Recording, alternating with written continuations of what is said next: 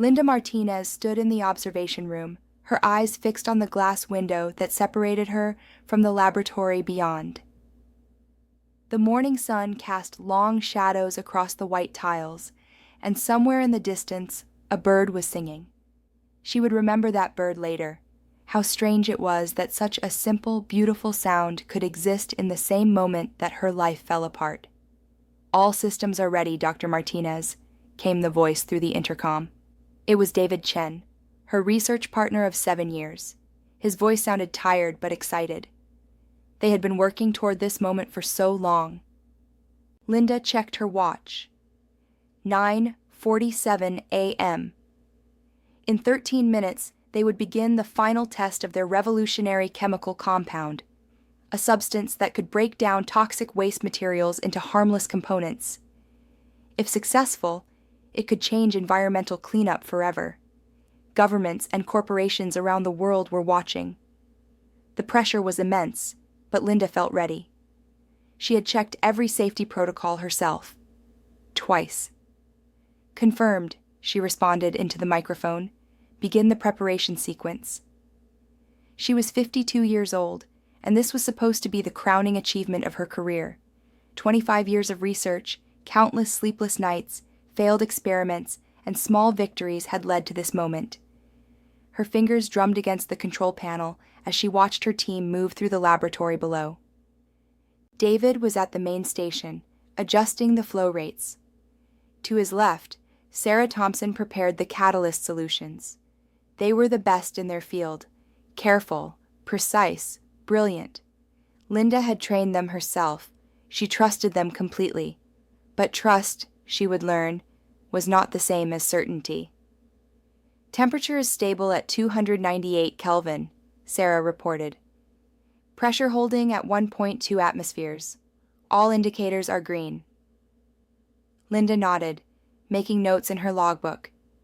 Everything was perfect. Too perfect, perhaps. She felt a small flutter of unease in her stomach, that scientist's intuition that something wasn't quite right. But when she looked at the readouts, every number was exactly where it should be. "Dr. Martinez?" David's voice interrupted her thoughts. "We're ready to introduce the primary compound."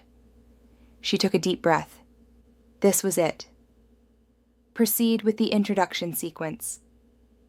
The next few minutes passed in careful, measured steps. The compound, a bright blue liquid they had spent years developing, flowed into the reaction chamber. Linda watched the monitors intensely. Temperature, rising but controlled. Pressure, steady. Chemical readings, all within expected parameters. "Everything looks good," Sarah said, and Linda could hear the smile in her voice. "We're actually going to pull this off." "Don't celebrate yet," Linda cautioned, but she was smiling too. "We still have the acceleration phase. That's where things get interesting." David initiated the next sequence. The reaction began to speed up, exactly as their models predicted. The blue liquid started to shimmer and change color, first to purple, then to a deep green. This was the crucial moment when the compound would either successfully break down the test waste material, or the alarm started as a small beep. Just one beep, easily missed. But Linda heard it. Her head snapped toward the temperature readout. It had jumped, just 2 degrees, but it shouldn't have moved at all. "David, check the cooling system," she said quickly. "On it," he replied, but his voice had changed. The excitement was gone, replaced by concentration. "Cooling system it's showing operational, but the temperature is still rising." Another beep, then another. The alarms were coming faster now. "Shut it down," Linda ordered, her voice sharp. "Initiate the emergency stop protocol." But even as she spoke, she knew something was terribly wrong. The temperature was climbing faster than should be possible. The pressure gauge was starting to waver. Through the glass, she could see David's hands flying over the controls, see Sarah backing away from the reaction chamber. "The emergency stop isn't responding." David's voice was tight with panic now. Doctor. Martinez! I can't stop the reaction. Linda's mind raced. This shouldn't be happening.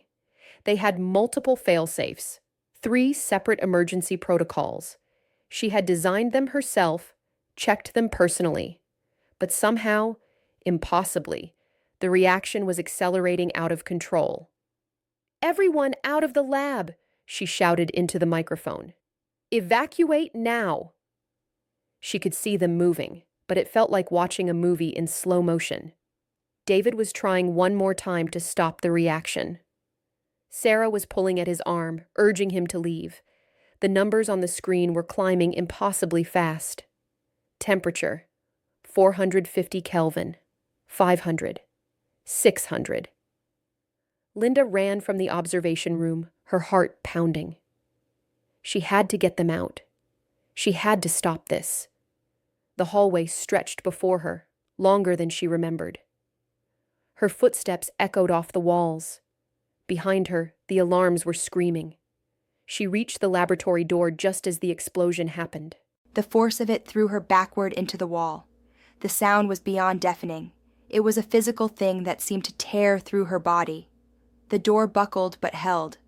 Through the narrow window, she could see flames and smoke. The sprinkler system activated, sending water cascading down. Emergency lights flashed red. "David! Sarah!" she screamed, but her voice was lost in the chaos. She tried to reach for the door handle, but someone grabbed her arm, one of the security guards, pulling her back. "You can't go in there, Dr. Martinez. The fire suppression system is active. The emergency team is on their way." She struggled against him, but he was stronger. Through the smoke and water, she couldn't see anything, couldn't see if her team had made it out, couldn't see what her life's work had become. The next hours passed in a blur. The fire department arrived. The emergency team extracted David and Sarah from the ruined laboratory. Both were alive, barely. David had third-degree burns over 30% of his body. Sarah had suffered a severe concussion and several broken bones, but they were alive, and the doctors said they would recover. Linda sat in the hospital waiting room, still in her lab coat, still smelling of smoke and chemicals. Her hands wouldn't stop shaking. Over and over, she replayed those moments in her mind. What had she missed? What had she done wrong? The investigation would later show that there had been a manufacturing defect in one of the pressure valves, a microscopic crack that appeared only under specific temperature conditions. It wasn't Linda's fault. The defect was undetectable by their testing methods. The company that made the valve would pay millions in settlements. But knowing it wasn't technically her fault didn't help. Linda had been the lead scientist. She had checked the safety protocols. She had given the order to proceed, and her team had nearly died because of it. In the days that followed, she couldn't eat, couldn't sleep without seeing those flames, without hearing those alarms. She visited David and Sarah in the hospital every day, but she couldn't meet their eyes. They were kind to her, told her it wasn't her fault, that they would be okay. But she could see the scars forming, the pain in their eyes when they moved. 3 weeks after the accident, Linda resigned from her position. Her colleagues protested. The company's lawyers said it would look bad, like an admission of guilt. But Linda didn't care about any of that. She couldn't walk into a laboratory anymore without her hands shaking. Couldn't look at chemical formulas without feeling sick. Couldn't forgive herself for what had happened. She sold her house in the city, gave away most of her possessions, and then she disappeared into a small town called Millbrook, far from the laboratories and the memories and the life she had built. She told herself she was looking for peace, but really, she was running away. Millbrook was the kind of town that appeared on postcards, but seemed too perfect to be real. It sat in a valley between 2 mountains, surrounded by pine forests, and crossed by a clear river that sparkled in the sunlight. The main street had old-fashioned lampposts and buildings made of brick and stone. There was a general store, a post office, a small library, and a church with a white steeple that could be seen from anywhere in town. The population was just over 2,000 people, small enough that everyone knew everyone, but large enough that a stranger could disappear into the background if she tried hard enough.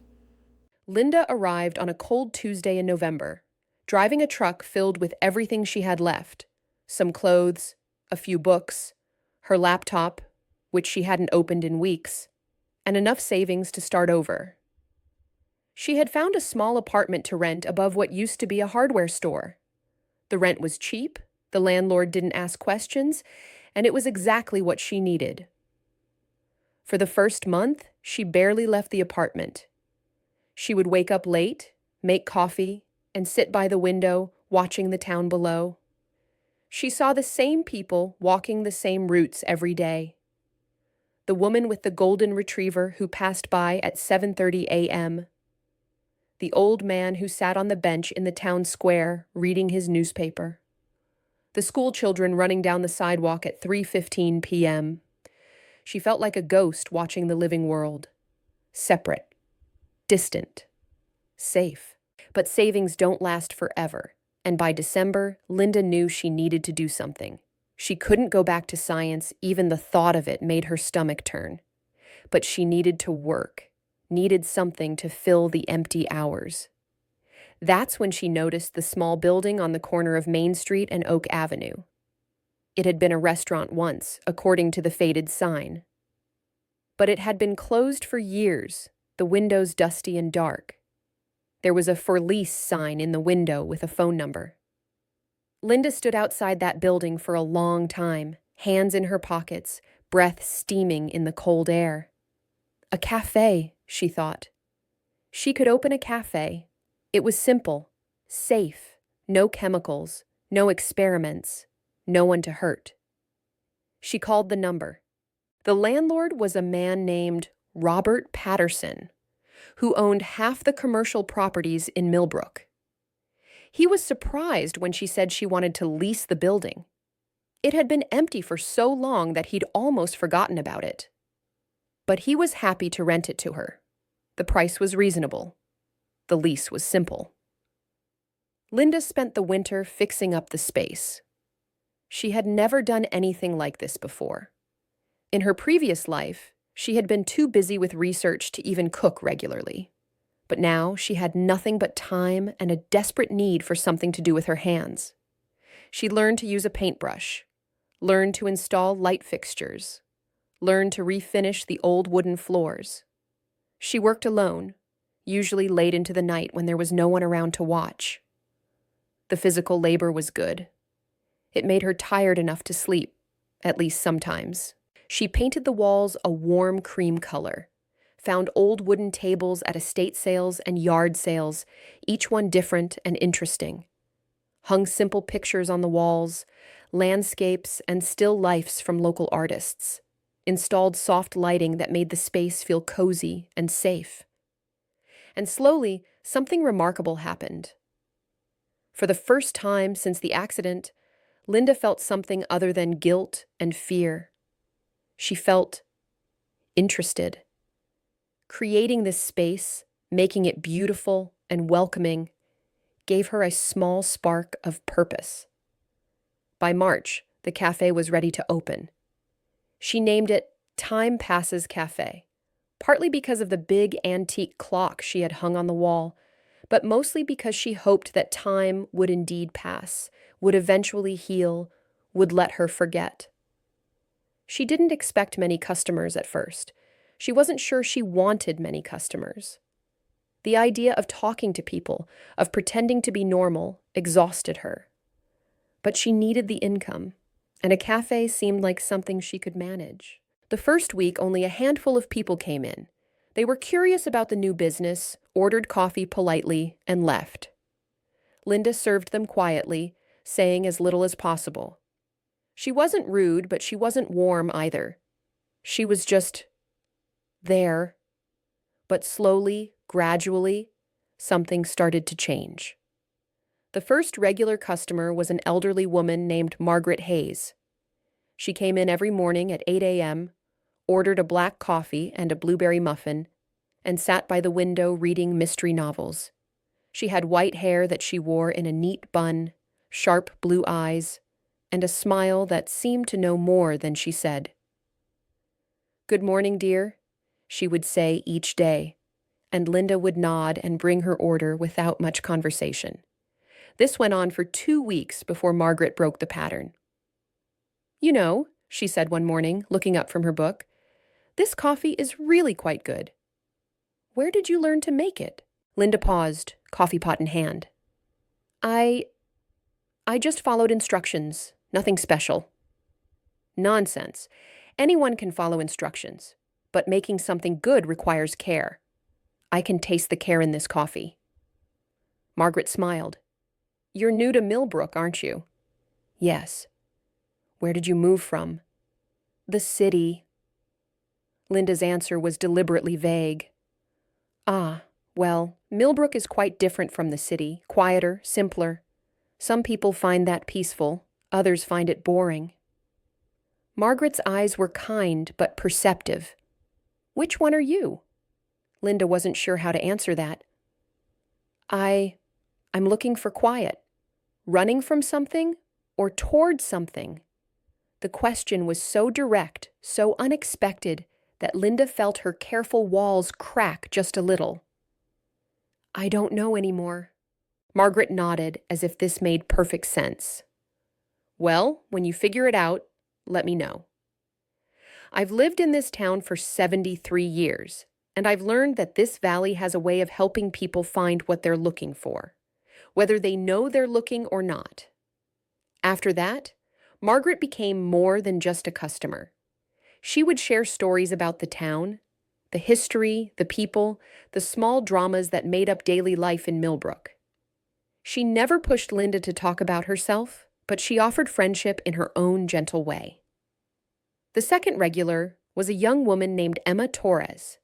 She was 19, studying at the community college 30 miles away, and working part-time at the local grocery store. She came in most afternoons, ordered a cappuccino with extra foam, and sat doing homework while listening to music on her headphones. One busy Saturday afternoon in April, Linda was struggling to keep up with orders. The cafe had become more popular than she had expected. Emma watched her rushing back and forth for a few minutes, then suddenly stood up and came to the counter. "Hey, do you need help?" she asked, pulling out her headphones. Linda looked at her, surprised. "What?" "You look overwhelmed." "I've worked in food service before. I could help you out, just for today if you want. Or, if you're looking to hire someone, I need more work hours." Linda's first instinct was to say no. Hiring someone meant letting another person into her careful, controlled world. It meant trusting someone, and trust was something she had lost faith in. But she looked at the line of customers waiting, at the orders piling up, and she realized she couldn't do this alone forever. "Okay," she heard herself say. "Yes, that would be helpful." Emma grinned and came behind the counter. Within minutes, she had assessed the situation and created a system. She took orders while Linda made the drinks. They worked together smoothly, and by the end of the rush, Linda was exhausted, but grateful. "That was great," Emma said, wiping down the counter. "You make really good coffee, and this place has a nice vibe. So, was that a one-time thing, or could I maybe work here regularly? I'm reliable, I promise, and I really need the money for college." Linda hesitated, but Emma's enthusiasm was hard to resist. And honestly, she did need help. 3 days a week to start, Linda said. Minimum wage. We can see how it goes. Emma's face lit up. Seriously? That's amazing. Thank you so much. You won't regret this, I promise. And surprisingly, Linda didn't regret it. Emma was indeed reliable. She was also talkative, friendly with customers, and had a natural warmth that Linda had lost. Customers loved her. They would come in just to chat with Emma, who somehow knew everyone's name and story within weeks. At first, Linda found Emma's constant chatter exhausting. But gradually, she realized that Emma's presence made the cafe feel more alive.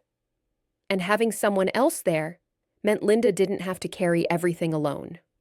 Spring turned to summer. The cafe continued to grow. More regulars appeared. Harold Peterson, a retired history teacher who would sit for hours discussing books with whoever would listen. The Ramirez family, who came in every Sunday after church. Young couples on dates. Students studying for exams.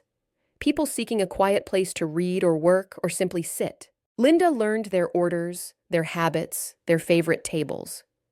She didn't share much about herself. She kept that wall firmly in place. But she listened. And slowly, very slowly, she started to feel like maybe she belonged here. Not as the brilliant scientist Dr. Martinez used to be. Just as Linda, the woman who made good coffee and kept a clean, welcoming space. The panic attacks still came sometimes, usually at night. She would wake up gasping, seeing flames, hearing alarms. But they were less frequent now, and during the day, when she was busy with the cafe, she could sometimes go hours without thinking about the accident. Margaret noticed the change. "You seem lighter these days," she commented one morning in July. "Not so much weight on your shoulders." "I'm just busy," Linda replied, deflecting as usual. "Mm-hmm." Margaret didn't look convinced. "Well, busy is good. But don't forget to actually live, too. This town has more to offer than just work, you know." Linda didn't respond. She wasn't ready for more than this. The cafe was enough. The simple routine was enough. She didn't need anything else, or so she told herself. Millbrook had been built 100 years ago around a small chemical processing plant. The plant had produced industrial compounds. Nothing exciting, but steady work that employed most of the town for decades. The plant was located just north of town, a complex of aging brick buildings and metal structures on 20 acres of land. But 15 years ago, the parent company had closed the plant. The work moved overseas, where labor was cheaper. The building sat empty, slowly deteriorating. There had been talk of demolition, but that cost money. There had been talk of redevelopment, but no one wanted to invest in a small town with a declining population. So the old factory just sat there, a rusting reminder of Millbrook's industrial past. Linda's Cafe was located on the southern edge of the town square, about half a mile from the old factory. On clear days, she could see the tops of the old smokestacks from her front window. She never paid them much attention, until the smell started. It was late August, one of those hot, still days when the air felt thick and heavy. Linda was opening the cafe early, around 6 a.m., getting ready for the morning rush. As she unlocked the door, she noticed an unusual odor in the air. It was faint but distinct, something chemical and sharp. She froze, her hand on the doorknob. That smell, she knew that smell. Her scientific training, dormant for so long, suddenly kicked in. Sulfur compounds, she thought, mixed with something organic. Ketones, maybe? Her heart started to pound. She forced herself to breathe slowly. "It's nothing," she told herself. "Probably just someone's trash, or a cleaning product. Nothing to worry about." She went inside and started her morning routine, but she couldn't shake the unease. The smell lingered at the edge of her awareness all day. Emma noticed her distraction when she came in at noon. "Hey, you okay? You seem kind of out of it today." "I'm fine," Linda said automatically. "Just tired." But that night, when she closed the cafe and walked home, the smell was stronger. And it was coming from the north, from the direction of the old factory. Linda told herself to ignore it. It wasn't her problem. She wasn't a scientist anymore. She had left that life behind, and all the responsibility that came with it. But over the next few days, the smell persisted. Some days it was stronger, some days fainter, but it was always there. And Linda's trained mind couldn't help but analyze it, categorize it, worry about it. On the fourth day, Margaret mentioned it. "Does the air smell funny to you today? I thought I noticed something odd this morning." Several other customers mentioned it too. People were starting to notice. But no one seemed particularly concerned. Millbrook was an old industrial town. Strange smells happen sometimes. No big deal. But Linda's unease grew. That particular combination of chemical smells wasn't random. It suggested specific compounds, some of them potentially hazardous, not immediately dangerous, but not something that should be in the air people were breathing. She tried to push it out of her mind.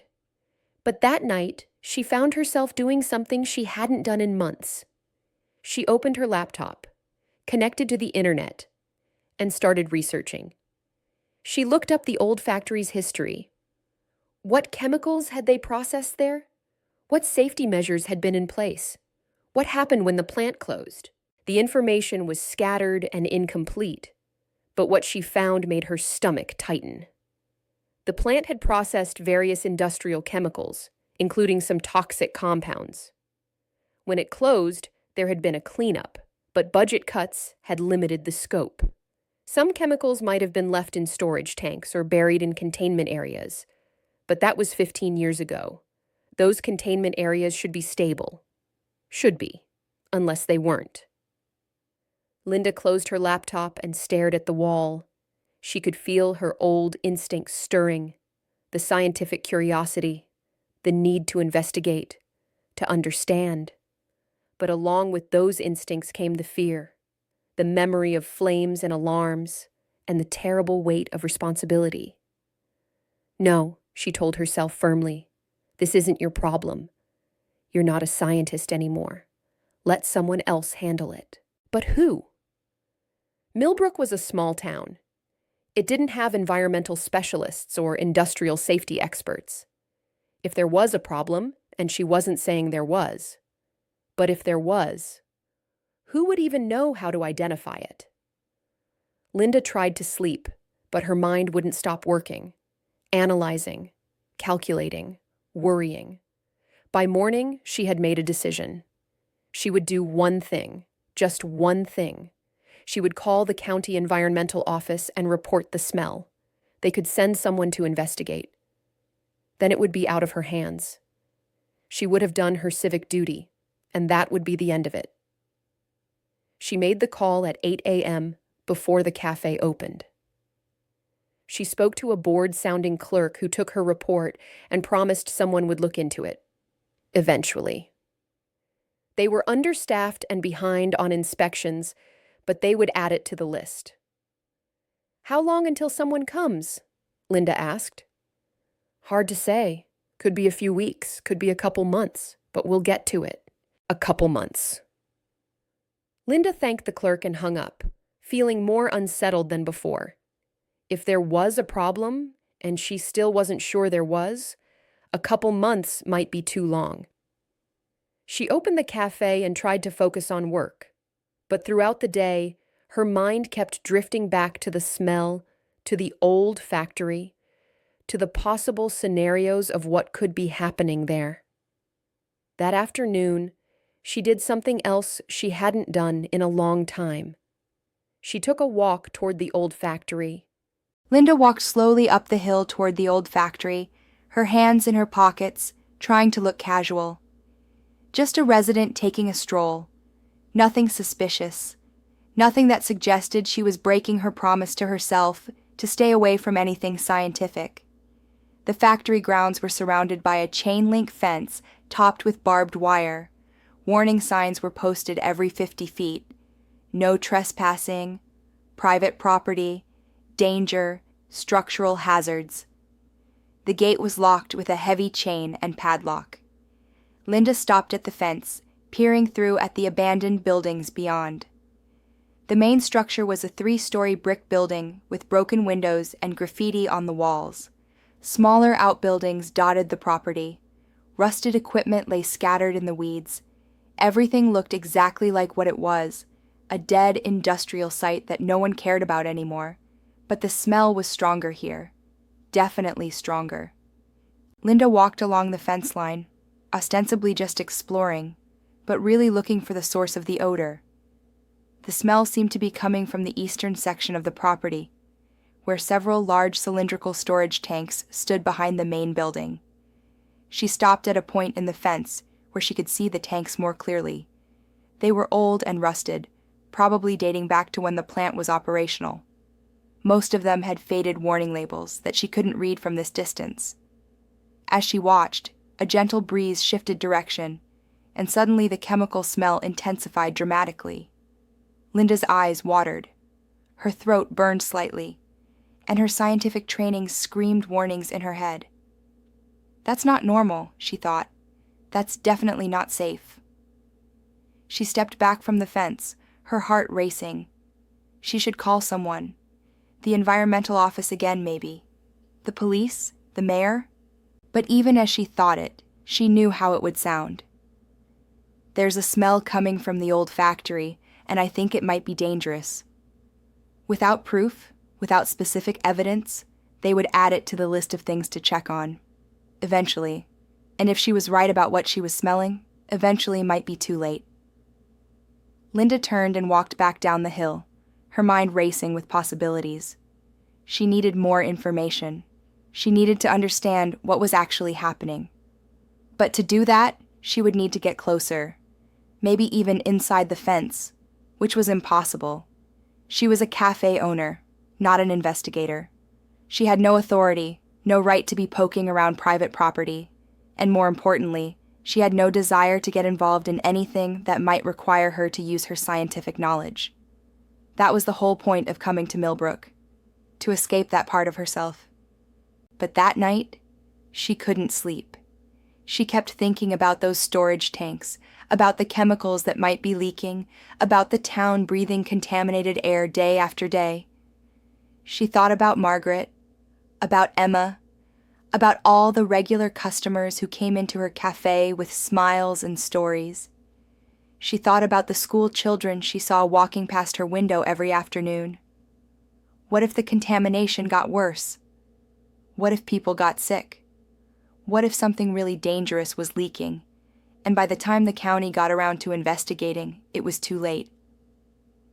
At 3 a.m., Linda got out of bed and made herself tea.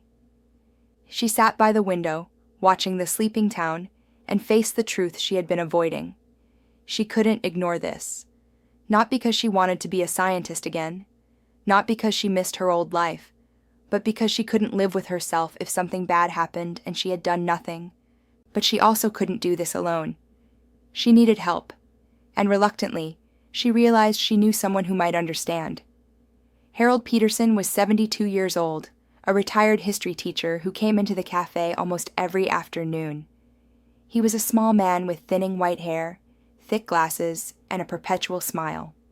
He loved to talk about history, about books, about the town. Linda usually tuned him out while working, offering polite nods while he chatted with other customers. But the next afternoon, when Harold came in for his usual Earl Grey tea, Linda actually listened. He was talking to Margaret about the old days, when the factory was still operational. I started teaching here in 1975, he was saying. Back then, this town was thriving. The factory employed 300 people. Families could actually make a good living. Everyone knew everyone. It was a real community. And then the company closed it down, Margaret said, shaking her head. Devastating for the town. Indeed, but necessary in some ways.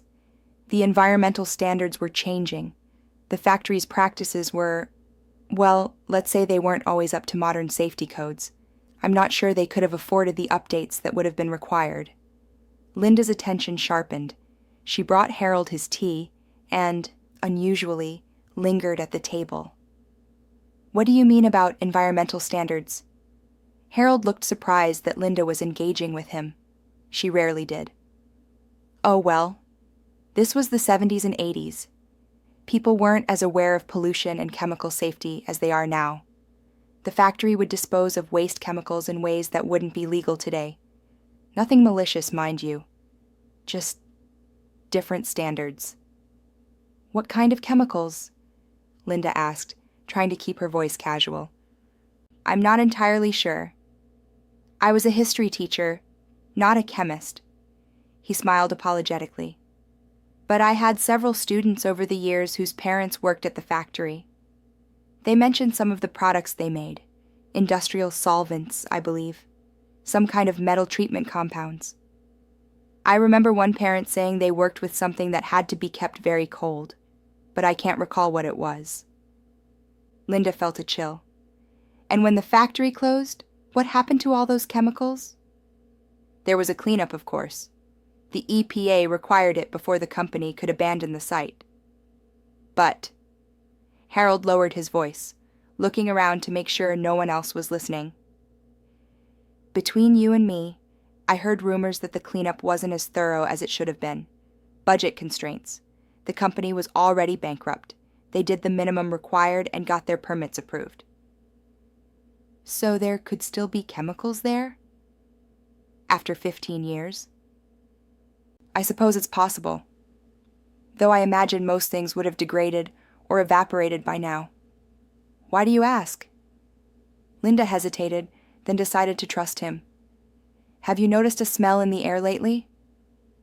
Something chemical? Harold frowned, thinking.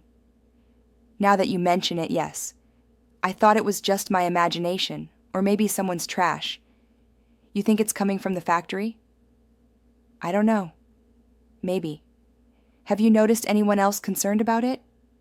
Not particularly. But then, people in Millbrook tend not to worry too much about things like that. We're used to industrial smells, I suppose. And the factory's been closed so long, people don't really think about it anymore. Linda nodded slowly. Harold, do you know if there are any records about what chemicals were stored at the factory? Or maps of the site? There might be something in the town archives. We keep historical documents about major employers. I could check if you'd like. May I ask why you're interested? Linda looked at this kind, curious man and made a decision. I think something might be leaking from the old factory. And I think it might be dangerous, but I need more information before I can be sure. Harold's eyes widened behind his glasses. Dangerous how?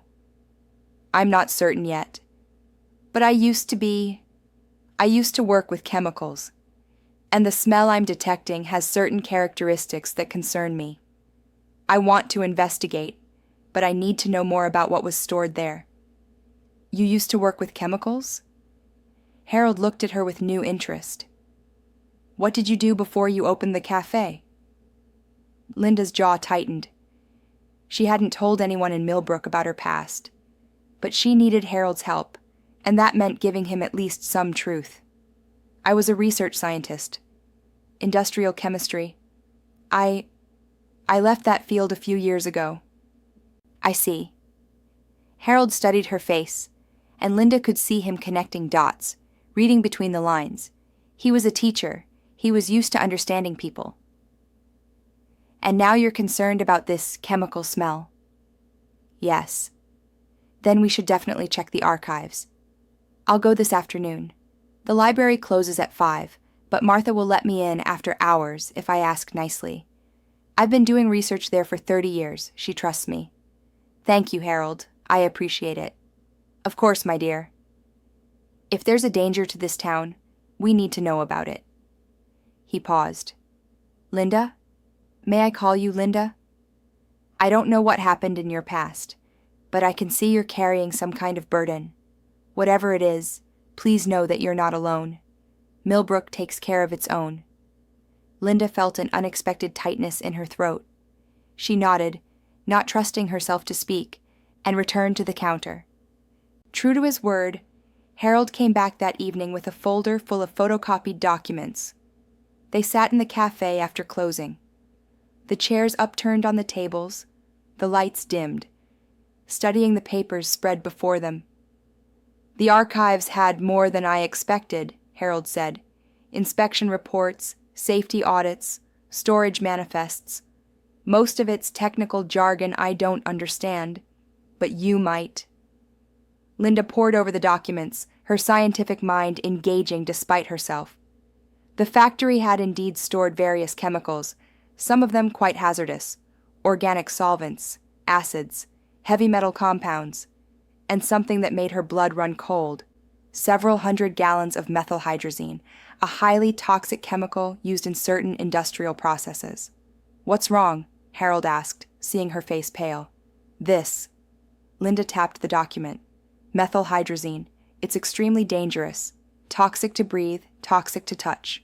Carcinogenic. And it's volatile. It evaporates easily at normal temperatures. But surely they disposed of that when the factory closed? Linda flipped through the closure reports. The cleanup had been documented, but not in detail. The company had certified that all hazardous materials were removed or neutralized, but the specific inventory was vague. And she noticed something troubling. The inspection had been done in winter, when temperatures were low. If they stored methylhydrazine in underground tanks, she said slowly, and those tanks were cold enough during the winter inspection, the chemical would have been in liquid form, not evaporating. The inspectors might not have detected any vapor. They might have assumed the tanks were empty. But if the tanks are leaking now, in summer, the heat would cause more evaporation. And if there are cracks or corroded areas, the vapor could be escaping. Linda looked at Harold with growing alarm. This could be very serious. Methylhydrazine exposure can cause liver damage, respiratory problems, neurological issues. Long-term exposure could lead to cancer. Harold removed his glasses and cleaned them. A nervous habit, Linda noticed. What should we do? I need to get a better sense of what's actually happening there. I need to take some air samples, maybe check the ground around those storage tanks for contamination. But I can't do that from outside the fence. You're talking about trespassing. Yes. Harold was quiet for a moment. Then he stood up and went to the window, looking out at the dark street. My wife died 7 years ago, he said quietly. Cancer. The doctors never could figure out what caused it. She was healthy, didn't smoke, ate well. But the cancer was aggressive, and she was gone within 6 months. He turned back to Linda. There's no way to know if it was connected to anything environmental. But I've always wondered. And I'm not the only one. A lot of people in Millbrook have had cancer. More than seems normal for a town this size. People have talked about it, but there's never been any investigation. We just accept it as bad luck. Linda felt a weight settle on her shoulders. Harold, I'm not saying you're responsible for investigating this. I'm not saying you have to put yourself at risk. But if there is a connection, if there is something dangerous leaking from that factory, don't we owe it to this town to find out? She wanted to say no, wanted to explain that she couldn't handle this kind of responsibility anymore, that the last time she had tried to help, people had gotten hurt, that she wasn't qualified, wasn't capable, wasn't brave enough. But instead, she heard herself say, I'll need to go to the factory tomorrow night. After dark. Can you help me? Harold smiled sadly. I'm 72 years old, and I have bad knees. I'm not much use for sneaking around, but I can keep watch, and I can drive the getaway car if needed. Despite everything, Linda almost laughed. All right, tomorrow night at midnight, meet me here. The next day passed with agonizing slowness. Linda went through the motions of running the cafe, making coffee, taking orders, chatting with customers. But her mind was elsewhere. She was planning, preparing, and trying not to think about all the ways this could go wrong. Emma noticed her distraction. You okay, Linda? You seem really out of it today. Just tired, Linda lied. Didn't sleep well. You should take a day off. I can handle things here. Maybe soon. After the cafe closed, Linda went home and gathered what she needed. She had kept some scientific equipment from her old life, things that had been in her car or home office during the accident. She had told herself she was keeping them for sentimental reasons. But really, she had never been able to fully let go of that part of herself. She found a small air sampling kit, some test strips for detecting specific chemicals, and a handheld detection device. The equipment was old but should still work. She also grabbed a flashlight, work gloves, and dark clothing. At 11:45 p.m., she met Harold in the parking lot behind the cafe. He was wearing black clothes and a watch cap, looking very much like an elderly burglar. Despite her nerves, Linda had to smile. "Ready?" Harold asked. "As I'll ever be." They drove to the factory in Harold's old sedan, parking a block away on a dark side street. Harold would stay with the car, keeping his phone ready in case Linda needed help. The plan was simple. Linda would find a way through the fence, locate the storage tanks, take her samples, and get out. 30 minutes, maximum. "Be careful," Harold said as she got out of the car. Linda nodded and walked toward the factory, her equipment in a backpack. The street was empty. The only sounds were crickets and the distant hum of a highway. The moon was nearly full, providing enough light to see by. The fence was just as imposing as she remembered. But Linda had noticed something during her earlier reconnaissance. There was a section on the eastern side where the fence was partially hidden by bushes, and the ground had eroded underneath, creating a gap. She found the spot and squeezed through, catching her jacket on the wire, but making it inside without injury. Her heart was pounding. She felt like a teenager sneaking out after curfew, except the stakes were much higher. The storage tanks were about 200 yards away, beyond the main building. Linda moved carefully, staying in the shadows, her flashlight off. The chemical smell was much stronger inside the fence. Her eyes watered, and she had to fight the urge to cough. She reached the tanks and turned on her flashlight, keeping it pointed low. There were 6 large cylindrical tanks, each about 15 feet tall and 10 feet in diameter. They were corroded, covered in rust and peeling paint. Warning labels were still partially visible. Danger. Toxic. Authorized personnel only. Linda examined each tank, looking for signs of leakage. The first 3 seemed intact, though she couldn't be certain without better equipment. The 4th tank had a valve at the bottom that was weeping a small amount of liquid, creating a dark stain on the concrete pad beneath it. She knelt down, careful not to touch the liquid, and used one of her test strips. The color change confirmed her fear. Methylhydrazine. And from the size of the stain, it had been leaking for some time. She took out her air sampling equipment and collected several samples at different heights and distances from the tank. The readings made her stomach clench. The concentration of toxic vapor in the immediate area was dangerously high. Even 50 feet away, the levels were concerning. This isn't just a small leak, she realized. This is a significant contamination event. And it's been going on for weeks, maybe months. Long enough for the chemicals to spread through the air, through the soil, possibly into groundwater. She needed more samples, needed to map the extent of the contamination. But even as she worked, she heard something that made her freeze. Footsteps. Someone was approaching. Linda turned off her flashlight and pressed herself against one of the tanks, trying to control her breathing. A beam of light swept across the grounds, a security guard on patrol. She hadn't expected that. The factory had been abandoned for years. Why would anyone be guarding it now? The guard came closer, and Linda could see him more clearly. A middle-aged man with a flashlight and a radio on his belt. He walked slowly, not particularly alert, like this was a routine check he'd done 100 times. Linda waited, barely breathing, as he walked past her position. He stopped about 20 feet away, so close she could hear him sighing. He stood there for what felt like an eternity, then turned and walked back the way he had come. She waited 5 minutes after he was out of sight, then quickly gathered her remaining samples. She had enough. Time to leave. Getting back to the fence was harder than getting in. She was more rattled now, more nervous, and she kept imagining she heard the guard returning. But she made it to the gap in the fence and squeezed through without incident.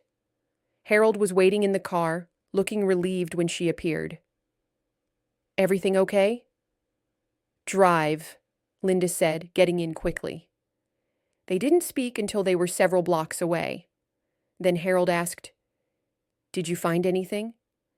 "Yes," Linda said grimly. "We have a serious problem." Linda spent the rest of the night in her apartment, analyzing the samples she had collected. Her old scientific instincts had fully awakened now, and she worked with a focus she hadn't felt in years. Testing, measuring, calculating. By dawn, she had confirmed her worst fears. The methylhydrazine leak was significant and had been ongoing for at least several months, possibly longer. The chemical had contaminated the soil around the tanks and was evaporating into the air at dangerous levels. But it got worse. The wind patterns in the valley meant that the toxic vapor was being carried directly toward Millbrook. During the day, when the sun heated the ground, the vapor rose and dispersed. But at night, when the air cooled, it settled lower and concentrated, and the prevailing winds pushed it straight into town. Linda created maps, ran calculations, estimated exposure levels. The numbers were alarming. People living on the north side of town were being exposed to toxic vapor every night as they slept. The levels weren't immediately deadly, but chronic exposure could cause serious health problems. And children, who breathed more air relative to their body weight, would be especially vulnerable. She thought about all the people she had come to know. Margaret, who lived on the north side. Emma, who mentioned that her grandmother had recently been diagnosed with liver disease. Harold's wife, who had died of cancer. How many people had already been affected? How many were getting sick right now without knowing why? Linda rubbed her tired eyes and looked at the data spread across her desk. This was the kind of situation she had trained for. In her previous life, she would have known exactly what to do. Contact the authorities, present the evidence, initiate an evacuation, and clean up. But she wasn't that person anymore. She was just Linda, the cafe owner. No credentials, no authority, no reason anyone would listen to her. Except she couldn't ignore this. Couldn't walk away. Not when she knew what was happening. At 7 a.m., Linda called the county environmental office again. This time, she didn't just report a smell. She explained that she had evidence of a chemical leak. She described her findings in detail, using technical language that proved she knew what she was talking about. The clerk was more interested this time, but still frustratingly unhurried. "We'll send an inspector out this week. Can you email the data you collected?" This week might not be fast enough. The contamination is significant. People could be getting sick right now. "I understand your concern, ma'am, but we have protocols. I'll flag this as high priority. The inspector should be there within 3 to 5 business days." 3 to 5 days? This is a toxic chemical leak. "I understand, but we're understaffed and—" Linda hung up, frustrated. 3 to 5 days. More delays, more bureaucracy, more time for people to be exposed. She needed another approach, someone with more authority, more ability to make things happen quickly. She called the Millbrook Town Hall and asked for the mayor. Mayor Richard Foster was a stocky man in his early 60s with a politician's smile and a businessman's wariness. He agreed to meet Linda that same morning in his office at the town hall, a small municipal building that also housed the police department, the town clerk, and several other administrative offices. Linda brought her data, printed charts, test results, and her calculations. She laid them out on the mayor's desk and began to explain. Mayor Foster listened politely at first, but she could see his attention waning as she got into the technical details. When she finished, he sat back in his chair and steepled his fingers. "Ms. Martinez, I appreciate you bringing this to my attention. But I have to ask, what exactly is your expertise in this area? Are you an environmental specialist? A certified inspector?" Linda had expected this question. "I have a PhD in chemistry. I spent 25 years working in industrial chemical research. I know how to identify and analyze chemical contamination. But you're currently running a coffee shop." "Yes." "Why the career change?" Linda didn't want to answer that. "That's personal. The point is, I know what I'm doing. And I'm telling you that there's a dangerous chemical leaking from the old factory. It's contaminating the air, and people are being exposed to it every night." Mayor Foster looked at her data without really seeing it. "And you collected this information by trespassing on private property?" "Yes."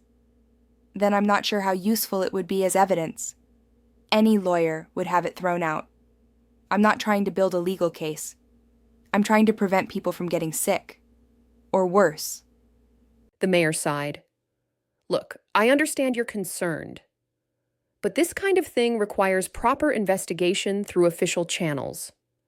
I can't just declare an emergency based on data collected illegally by someone who, no offense, has no official standing. So, what are you going to do?" "I'll contact the county environmental office and request they prioritize their inspection. I'll also reach out to the property owner, a holding company that owns the old factory, and inform them of your concerns. But beyond that, my hands are tied. We have to follow proper procedures. People could get sick while we're following procedures." Mayor Foster's expression hardened slightly. "Ms. Martinez, I've been mayor of this town for 8 years. I care about the people here. But I also have to be responsible about how I act. If I start making dramatic claims about toxic contamination based on unauthorized testing, I could cause a panic. Property values would plummet.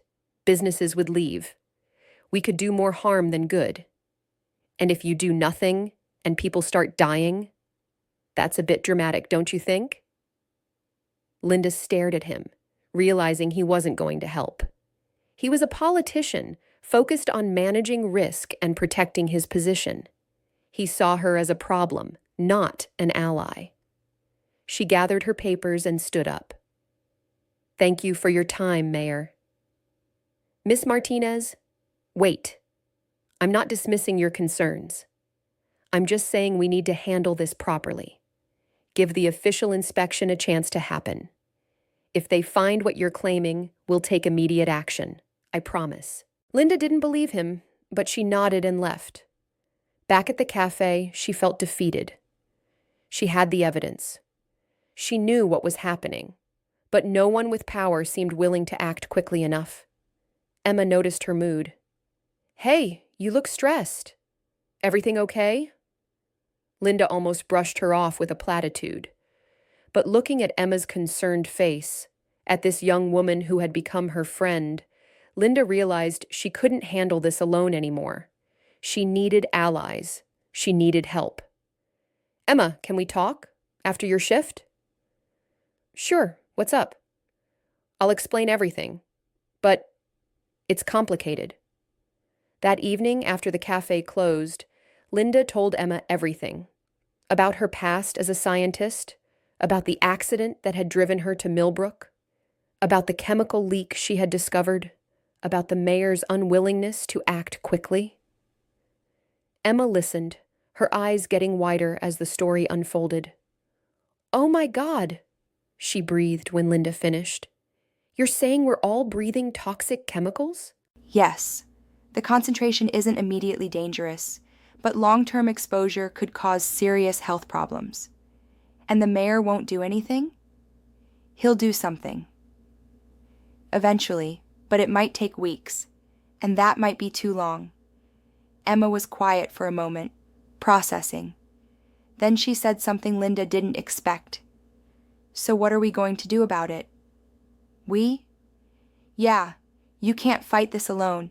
You need help. So what's the plan? Linda felt a rush of gratitude.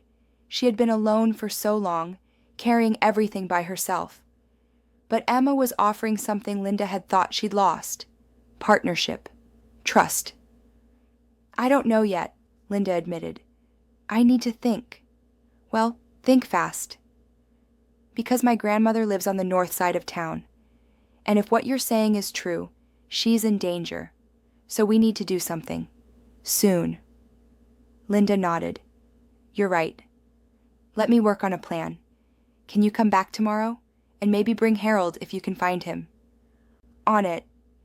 Emma stood up, determination in her young face. We're going to fix this, Linda. Whatever it takes. After Emma left, Linda sat alone in the quiet cafe and felt something shift inside her. For years, she had been running from responsibility, from connection, from the risk of failing again. But now, whether she wanted it or not, she was being pulled back into the role of scientist, problem solver, protector. And this time, she wasn't alone. The next evening, Linda, Emma, and Harold gathered in the cafe after hours. Linda had spent the day refining her data and developing a plan. Now she needed to share it with people she hoped she could trust. She started by showing them the maps and graphs she had created, explaining the scope of the contamination in terms they could understand. Harold listened with the intense focus of a scholar. Emma kept shaking her head in disbelief. So the poison is heavier at night? Emma asked. Yes. The vapor settles when the air cools. During the day, it's dispersed enough that the exposure is minimal. But at night, especially on the north side of town, the concentration is much higher. That's why I've been having headaches, Emma realized. I wake up with them almost every morning. I thought I was just stressed about school. Linda felt a pang of guilt, even though she knew this wasn't her fault. Headaches, nausea, fatigue, those are all symptoms of low-level methylhydrazine exposure. If the leak continues, the symptoms will get worse. Eventually, there could be permanent damage. Harold removed his glasses and cleaned them slowly, his tell when he was upset. How many people are affected? Everyone in Millbrook to some degree, but the north side is worst. I estimate about 300 people are getting significant exposure every night. 300. Harold put his glasses back on. We need to warn them. That's one option, Linda said, but it could cause panic. And without official confirmation, people might not believe us. Or worse, they might dismiss it as alarmism. Then what do you suggest? Emma asked. Linda took a deep breath. We need to stop the leak. Permanently. And we need to do it before the county inspector arrives. Wait, what? Emma looked confused. Why before the inspector? Because if the inspector finds the leak, there will be an official investigation. That could take months. Environmental cleanup is complicated. There are regulations, contractors, funding issues. The property owner would fight it. The town would have to deal with the publicity and the economic impact. It would be a mess. But that's not our problem, Harold pointed out.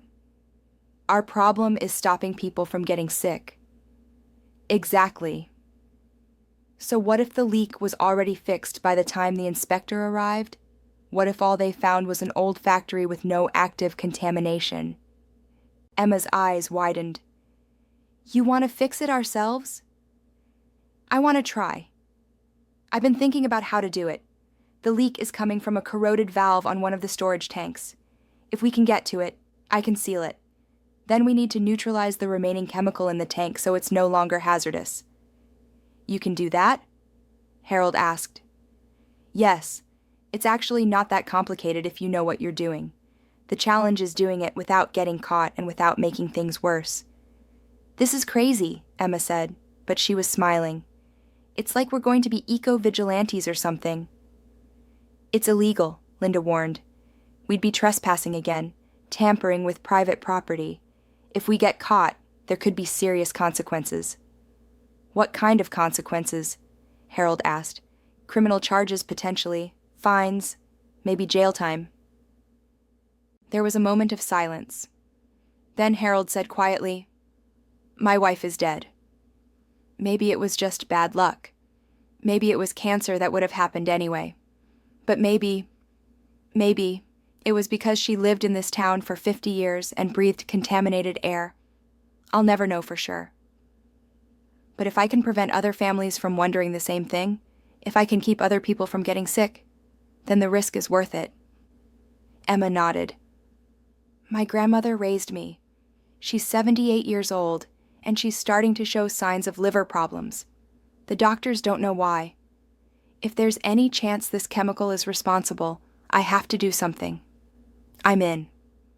Linda looked at these two people, an elderly teacher and a young college student, who were willing to break the law to protect their community.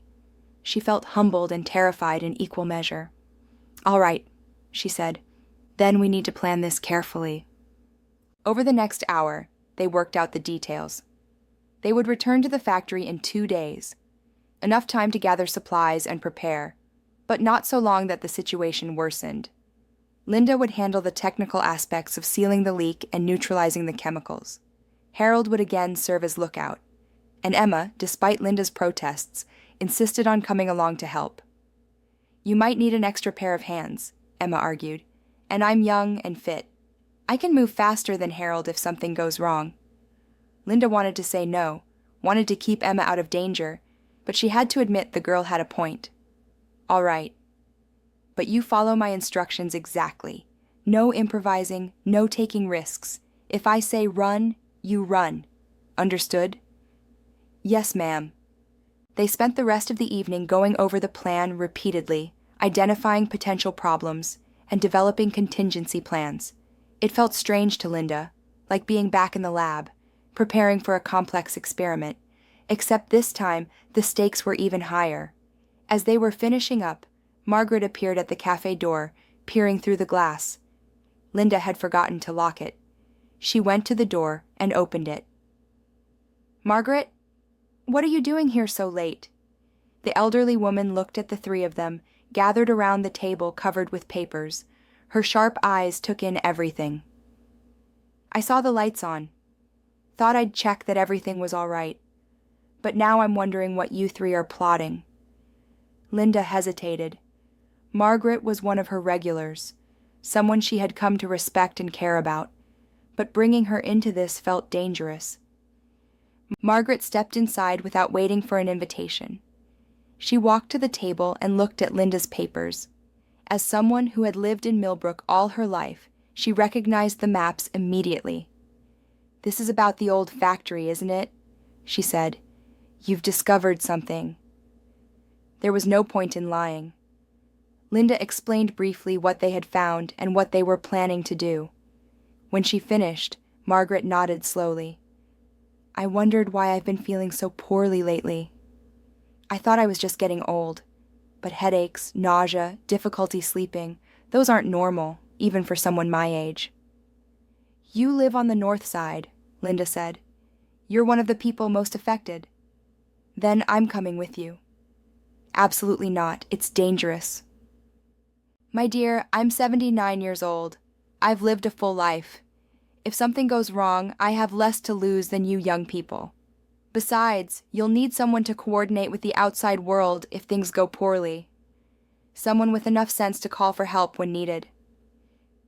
"Margaret, I'm coming." "That's final."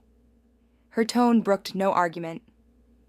"Now, what else do you need to make this plan work?" Linda looked at Harold and Emma, who both seemed as surprised as she was. But she could also see they understood. Margaret was right. Having someone outside their small group, someone who could act if things went wrong, would make them safer, not more vulnerable. "All right," Linda conceded, "but you stay in the car with Harold. No getting out, no matter what happens." Margaret smiled. "We'll see." The next day, Linda made a list of everything they would need for the operation. Some items were easy to obtain, Work gloves, flashlights, ropes, basic tools. Others were more challenging. She needed specific chemicals to neutralize the methyl hydrazine, hydrogen peroxide, sodium hydroxide, and potassium permanganate. Under normal circumstances, she could have ordered these from a chemical supply company. But that would create a paper trail, and she didn't want anyone connecting her to what they were about to do. After some thought, she realized she could source most of what she needed from everyday products, just in lower concentrations. Hydrogen peroxide was available at pharmacies. Sodium hydroxide was the main ingredient in certain drain cleaners. Potassium permanganate was harder, but could be extracted from water treatment products. She spent the morning driving to different towns in the region, buying small quantities from different stores so as not to attract attention. It felt absurd. A scientist with a doctorate, sneaking around like a criminal to buy cleaning supplies. But by afternoon, she had everything she needed. Emma handled the logistics of getting into the factory. She had a friend who worked as a security guard, though not at the factory, and who told her that most security services did predictable patrols, same route, same timing, every night. If they could observe the factory's security pattern, they could time their entry to avoid the guard. So that night, Emma and Harold did reconnaissance. They parked near the factory and watched. Sure enough, a security guard made his rounds at predictable intervals: 9 p.m., 11 p.m., and 1 a.m. Each patrol took about 20 minutes. That gave them roughly 90 minutes between checks. "Plenty of time," Emma reported back to Linda, "as long as nothing goes wrong." "Things always go wrong," Linda said darkly. But she appreciated Emma's optimism. The final piece of the puzzle was equipment. Linda needed a way to access the corroded valve on the storage tank, which was about 8 feet off the ground. She also needed containers for mixing the neutralizing chemicals and a pump to transfer them into the tank. Harold solved both problems. As a lifelong resident of Millbrook, he knew everyone and everything. He borrowed a tall stepladder from the hardware store. "Just need to change some light bulbs in my high ceiling." A chemical-resistant pump from his neighbor who used it for agricultural purposes, and several large plastic containers from the same source. "No one asks questions in a small town," Harold said with a wink. "People help each other out." On the evening before their planned operation, Linda laid out all their supplies in the back room of the cafe. Looking at the equipment, she felt a familiar mixture of excitement and dread. This was what she used to do: solve problems, work with chemicals, make things happen. But it was also what had led to the accident, to the explosion, to everything she had been running from. What if something went wrong again? What if her calculations were off? What if she made a mistake that hurt people instead of helping them? The doubts circled in her mind like vultures. She sat down on a box of supplies and put her head in her hands. "Second thoughts?" Margaret's voice came from the doorway. Linda looked up. She hadn't heard the older woman come in. "I'm terrified," she admitted. "Last time I tried to do something like this, people got hurt." Margaret came into the room and sat down on another box. "Do you want to tell me about it?" Linda hadn't talked about the accident with anyone in Millbrook. But sitting here, the night before they would risk everything, she found herself wanting to share the burden. She told Margaret the whole story: the experiment, the explosion, the injuries, the guilt that had driven her away from science and into hiding. Margaret listened without interrupting. When Linda finished, the older woman was quiet for a moment. Then she said, "That must have been terrifying. And the guilt must have been crushing. It was. It is. But you didn't cause that accident intentionally. From what you've said, you did everything right. You followed all the protocols. You checked everything. Sometimes, despite our best efforts, things go wrong. That doesn't make it your fault. Try telling that to the people who got hurt. I'm sure they don't blame you. They said they didn't. But how can they not? I was in charge. I was responsible. Margaret reached over and took Linda's hand. Her grip was surprisingly strong. Linda, being responsible doesn't mean being perfect. It means doing your best, making good decisions with the information you have, and accepting that you can't control everything. You did that. You made a mistake? Number. You experienced a tragedy. There's a difference. It doesn't feel different. I know, but here's the thing about guilt. It's sticky. It clings to us even when we don't deserve it, and the longer we hold on to it, the heavier it becomes. Eventually, it stops being about the thing we feel guilty for and starts being about the guilt itself. It becomes part of our identity. Linda felt tears welling up. She tried to blink them away, but they came anyway. I don't know how to let it go. By doing what you're doing now. By using your skills to help people instead of running from them. By trusting yourself again. And by accepting that tomorrow, when we go to that factory, things might go wrong.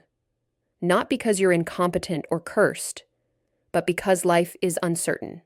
And that's okay. What if someone gets hurt? Then we'll deal with it. Together. You're not alone this time, Linda. You have us. We're choosing to take this risk with you. And if something goes wrong, we'll face the consequences together. Linda wiped her eyes and managed a shaky smile. When did you get so wise? I've had 79 years to practice. Margaret stood up, her knees creaking. Now get some rest. Tomorrow is going to be a long day. They met at the cafe at 10:30 p.m.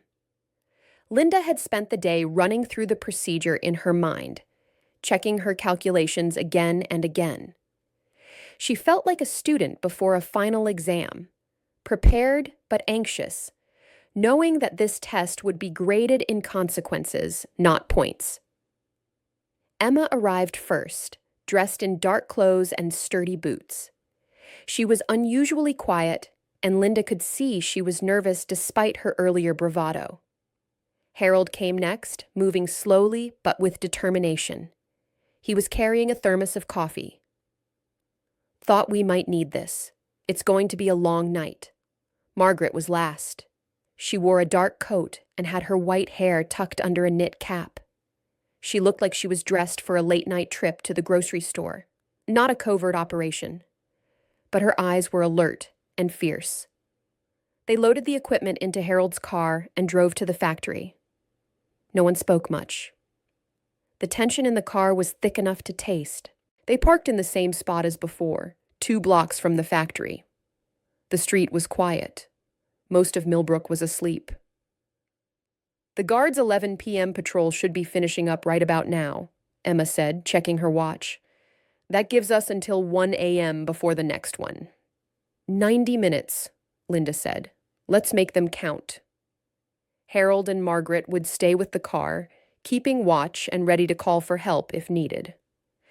Emma would help Linda carry equipment and assist with the operation. They had walkie-talkies to stay in communication. Linda handed one to Harold. Channel 7. If you see anything concerning, let us know immediately. Be careful, Margaret said, squeezing Linda's hand. Linda and Emma made their way to the factory fence, moving quickly but quietly. The equipment was heavy, the stepladder, the pump, the containers of neutralizing chemicals. They had to make 2 trips through the gap in the fence. By the time they had everything staged near the storage tanks, Linda was sweating despite the cool night air. She checked her watch. 11:17 p.m. They had plenty of time if everything went according to plan. The chemical smell was overwhelming near the tanks. Linda had brought respirator masks for both of them. Not perfect protection, but better than nothing. Put this on, she told Emma, handing her a mask. And try to breathe normally. Don't panic. Emma nodded and secured the mask. She looked like a character from a science fiction movie. Linda set up the stepladder near the leaking tank and climbed up to examine the valve. It was worse than she had hoped, but better than she had feared. The valve itself was corroded through, but the pipe it connected to seemed intact. If she could remove the old valve and replace it with a temporary seal, the leak would stop. But first, she needed to relieve the pressure in the tank. Carefully, using a wrench, she began to open a pressure release valve at the top of the tank. Vapor hissed out, pure methyl hydrazine, far more concentrated than the ambient air. "Stand back," she told Emma. The vapor cleared after a few minutes. Linda climbed back up and began working on the corroded valve. It was slow, painstaking work. The valve was seized, and she had to use penetrating oil and patience to loosen it. Below her, Emma was mixing the neutralizing chemicals in the containers, following Linda's exact instructions. The process was simple in theory. Combine the chemicals in the right proportions, pump them into the tank, wait for the reaction to complete. But theory and practice were always different. "Linda?" Harold's voice crackled over the walkie-talkie, making her jump. "Everything okay?" "Yes, making progress. About halfway done." "Copy that. All clear out here." Linda continued working. 30 minutes passed. 40. The valve finally came loose, releasing a small gush of liquid methyl hydrazine. Linda had prepared for this, positioning a collection container below. The liquid was caught, preventing further contamination of the ground. "Okay," she called down to Emma. "I'm ready for the seal." Emma handed up a specially prepared rubber gasket and a new valve that Linda had modified for this purpose. It wasn't a permanent fix. A proper repair would require professional equipment and extensive work, but it would stop the active leak. Linda installed the seal and tightened the new valve. Then she climbed down and tested it. No leak, no vapor. It was working. "Phase 1 complete," she said. "Now for the tricky part." They connected the pump to the neutralizing chemical mixture and ran a hose to an intake port at the top of the tank. Linda had calculated exactly how much neutralizing agent they needed based on her estimate of the remaining methyl hydrazine in the tank. Too little, and the chemical wouldn't be fully neutralized.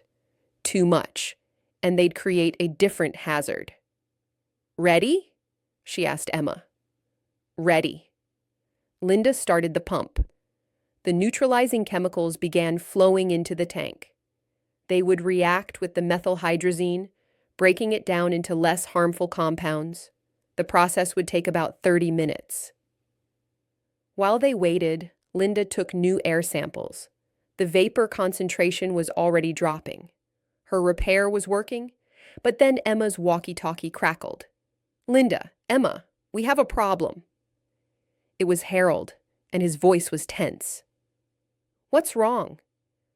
"A car just pulled into the factory parking lot. Someone's here." Linda's heart sank. "The security guard?" "I don't think so." "Different car. Looks like...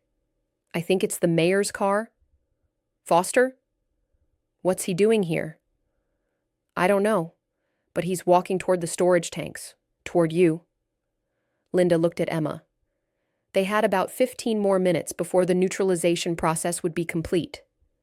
If they left now, the job would be half finished.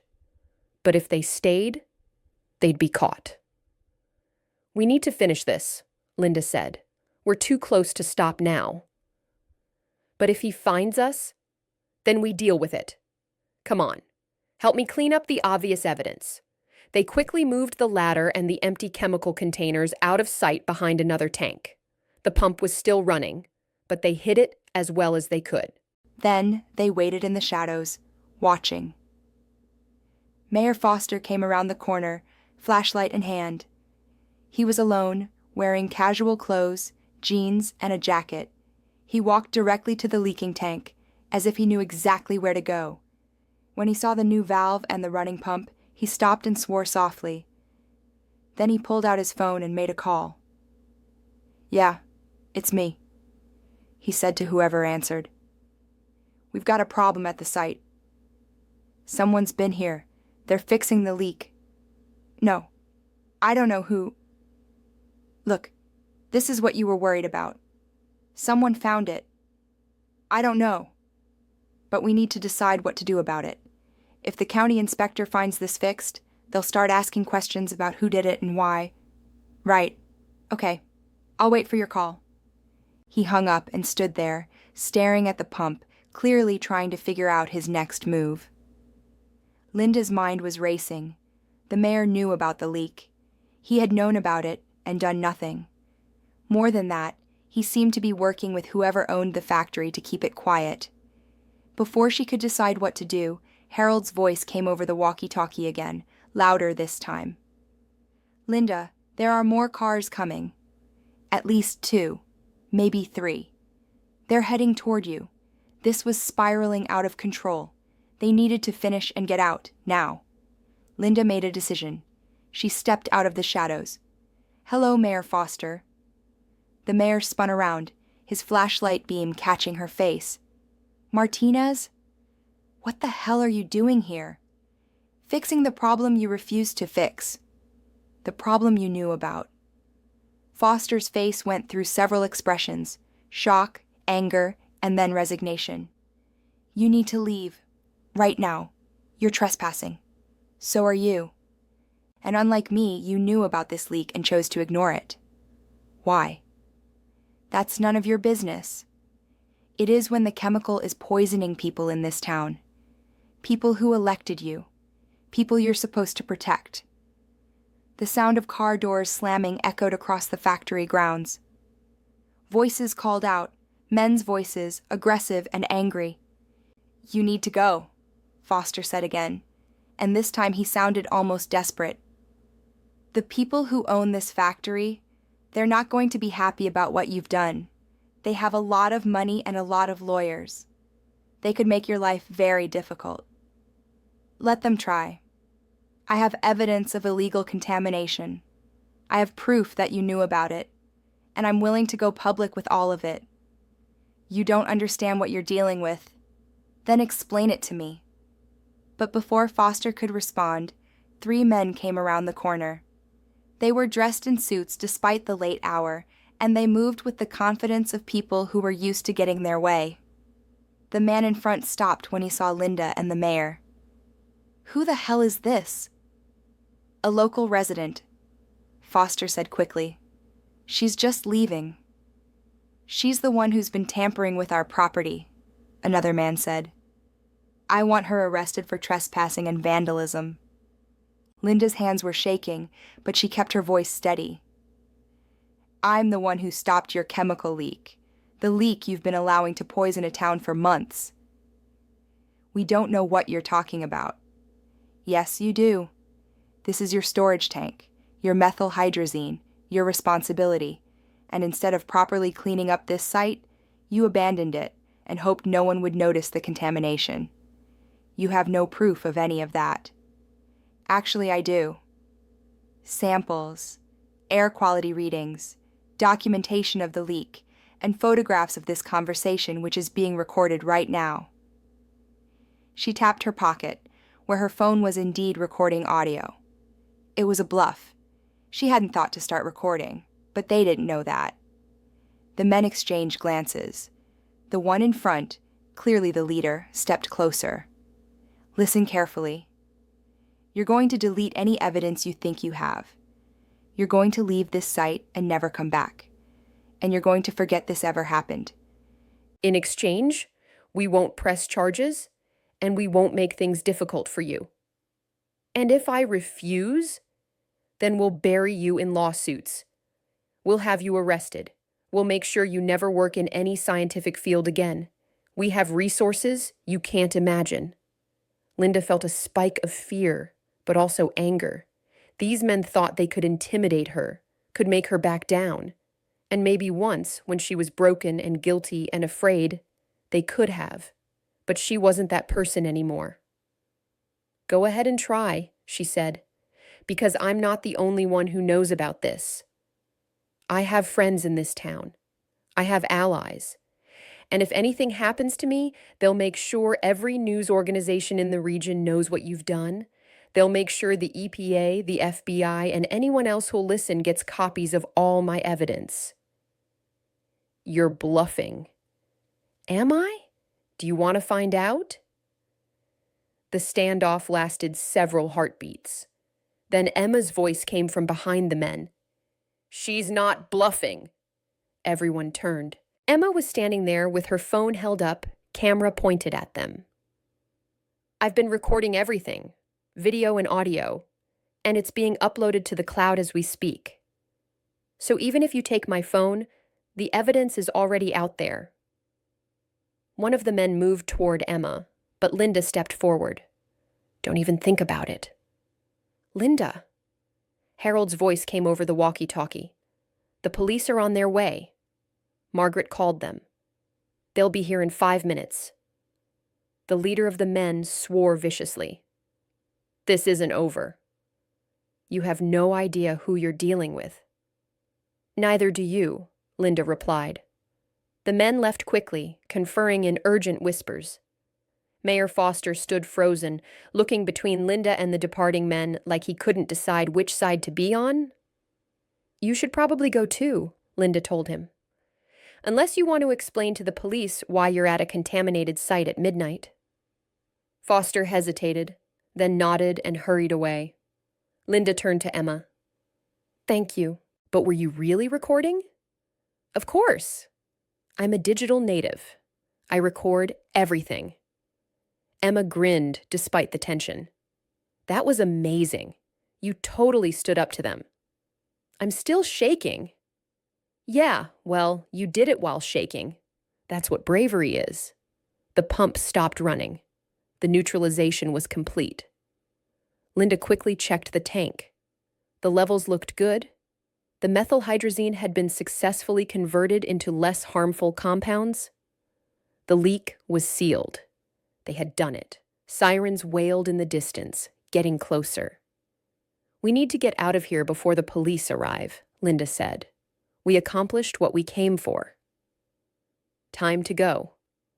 They grabbed what equipment they could carry and made their way back to the fence. Harold and Margaret were waiting by the car, both looking worried. Are you all right? Margaret asked, hugging Linda tightly. Yes, we did it. The leak is fixed. And you confronted the mayor and the property owners, Harold said, having heard everything over the walkie-talkie. That was incredibly brave and incredibly reckless. It was necessary. Linda looked back toward the factory. Police lights were visible now, approaching fast. But we're not done yet. Those men are going to try to cover this up. We need to make sure our evidence gets to the right people. Already on it, Emma said, tapping her phone. I've sent copies of the recordings to every news outlet I can think of, local, state, even national. By morning, this is going to be everywhere. Linda felt a wave of relief. They had taken the first step. Now they needed to make sure it led somewhere. Linda didn't sleep that night. None of them did.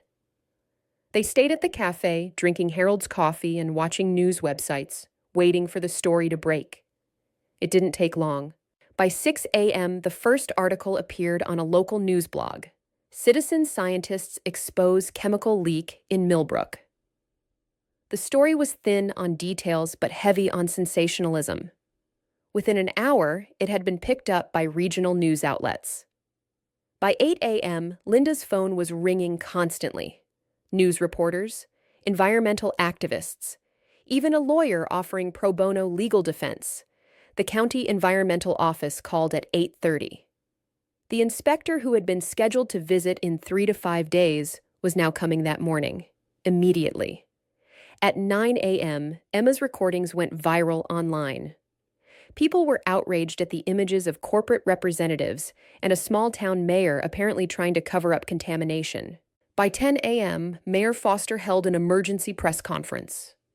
He looked pale and stressed, reading from a prepared statement. I want to assure the residents of Millbrook that there is no immediate danger.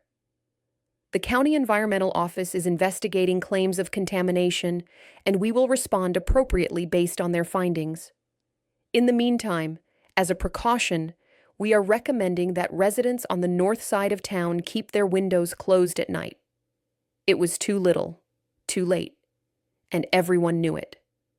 The cafe was packed all day with residents who had heard the news. They had questions. They were angry. They were scared.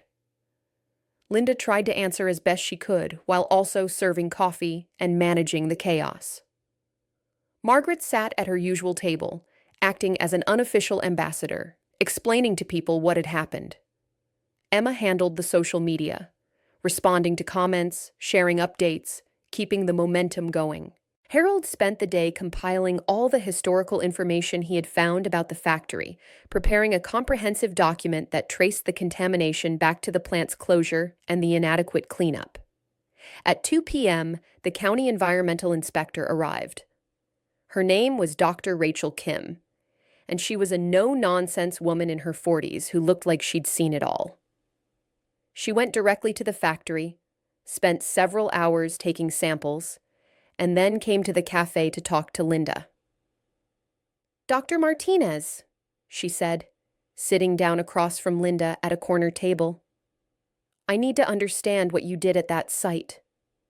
Linda explained everything: how she had discovered the leak, how she had collected evidence, and how she and her friends had sealed the leak and neutralized the chemicals. Dr. Kim listened without interrupting.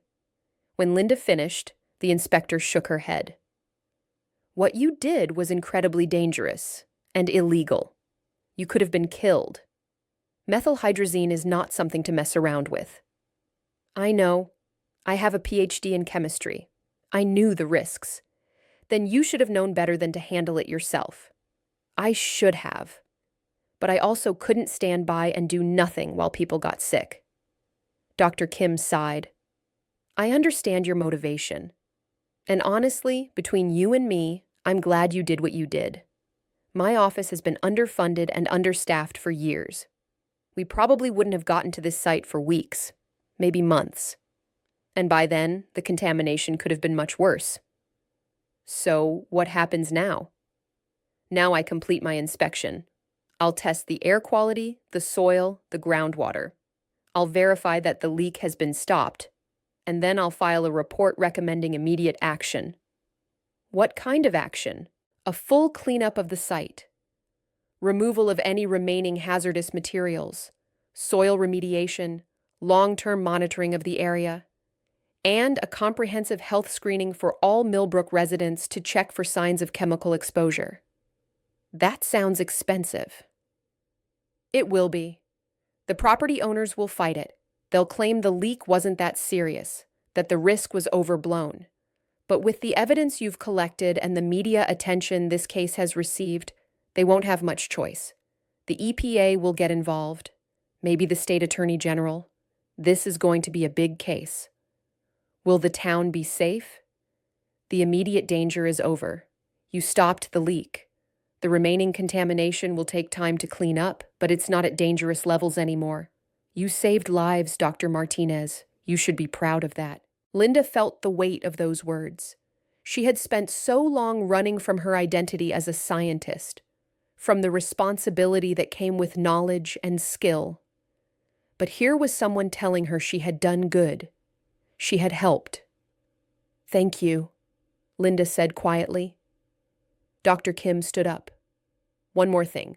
What you did was illegal. Technically, I should report you for trespassing and unauthorized handling of hazardous materials, but I'm going to lose your case file in my very disorganized filing cabinet.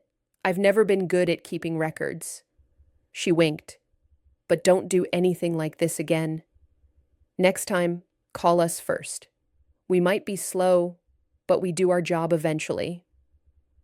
After Dr. Kim left, Linda sat alone at her table for a few minutes, processing everything. She felt exhausted, relieved, and surprisingly, lighter than she had felt in years.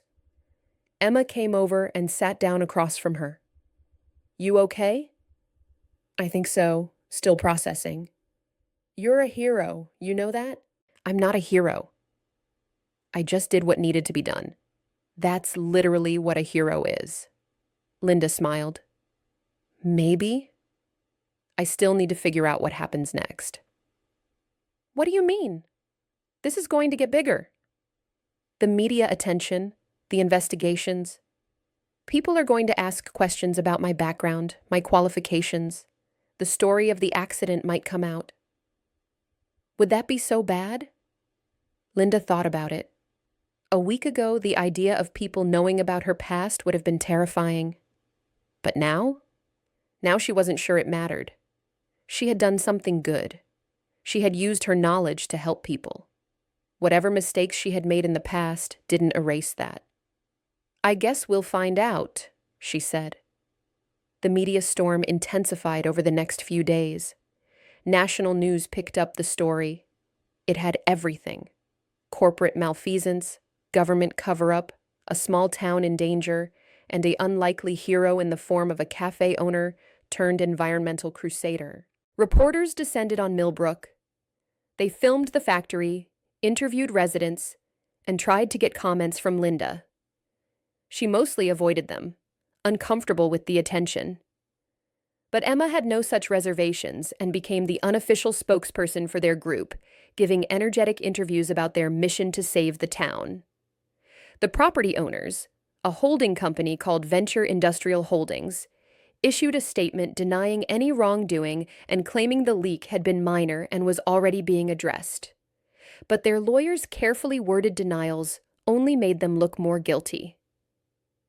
Mayor Foster tried to defend himself, claiming he had been working behind the scenes to address the problem. But Emma's recordings told a different story. Within a week, there were calls for his resignation. The town was divided.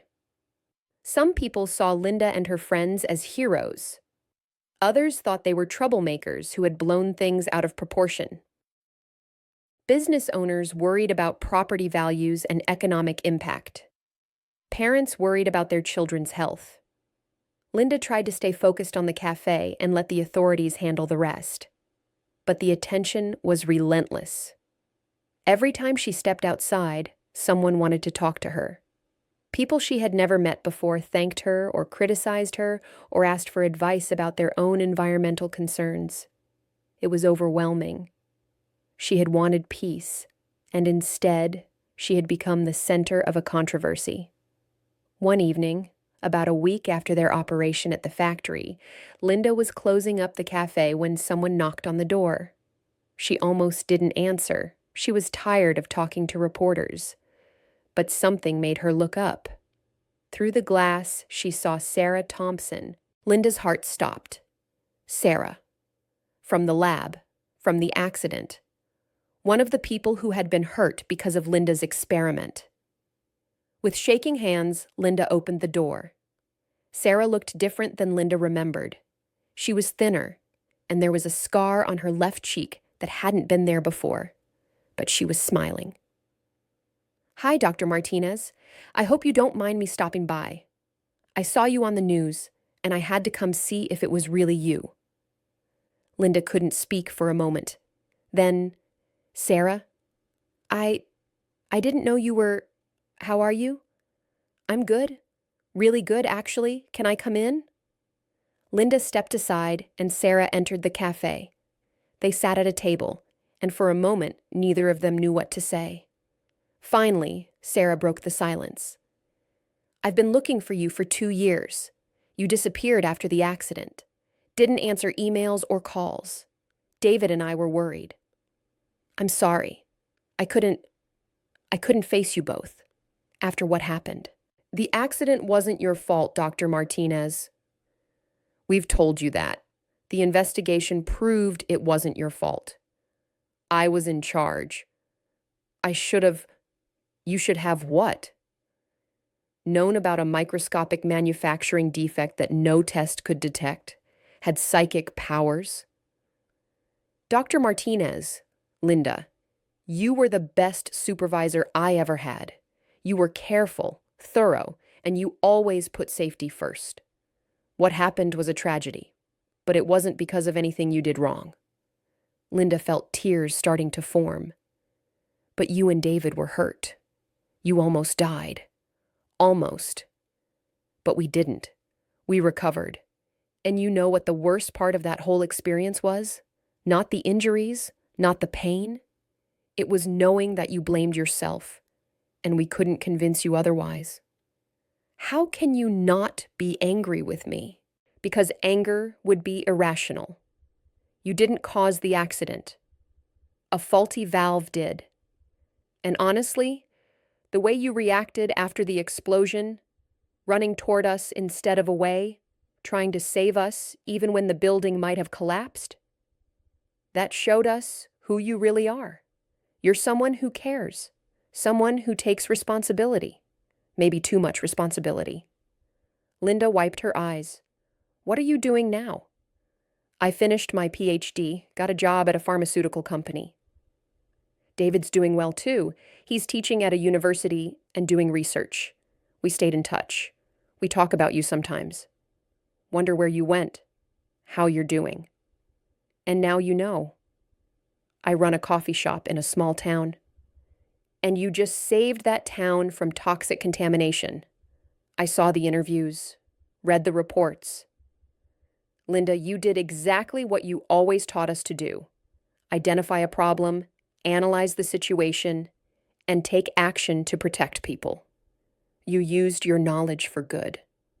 I was scared the whole time. That's what makes it brave. You were scared, but you did it anyway. Sarah reached across the table and took Linda's hand. Listen to me. You spent 2 years punishing yourself for something that wasn't your fault. You gave up your career, your life, everything you worked for, but you're still a scientist, still someone who sees problems and wants to fix them. You can't run from that. And you shouldn't. The world needs more people like you. They talked for another hour. Sarah filled Linda in on what had happened at the company after the accident, the reforms that had been implemented, the new safety protocols, the way the entire lab had been rebuilt with better equipment. She talked about her own recovery, both physical and emotional. And she made Linda promise to stay in touch, to not disappear again. After Sarah left, Linda sat alone in the cafe and felt something shift inside her. For 2 years, she had been carrying the weight of the accident, letting it define her, letting it limit her. But maybe Sarah was right. Maybe it was time to stop punishing herself. Maybe it was time to accept that she could be a scientist again. Not in a lab, but in her own way. The next morning, Linda made a decision. She called the local community college and offered to teach a class on environmental science. She contacted the county environmental office and volunteered to help with the health screenings of Millbrook residents. She started writing a detailed account of the factory contamination and her response to it, thinking it might help other small towns facing similar problems. She wasn't going back to her old life, but she was moving forward into something new, something that honored her skills and her desire to help, without being weighed down by guilt. 3 weeks after the leak was discovered, there was a public hearing at the town hall. The EPA, the State Environmental Agency, and representatives from Venture Industrial Holdings all attended. So did most of Millbrook. Linda sat in the audience with Emma, Harold, and Margaret. She didn't want to be there. Public events still made her uncomfortable.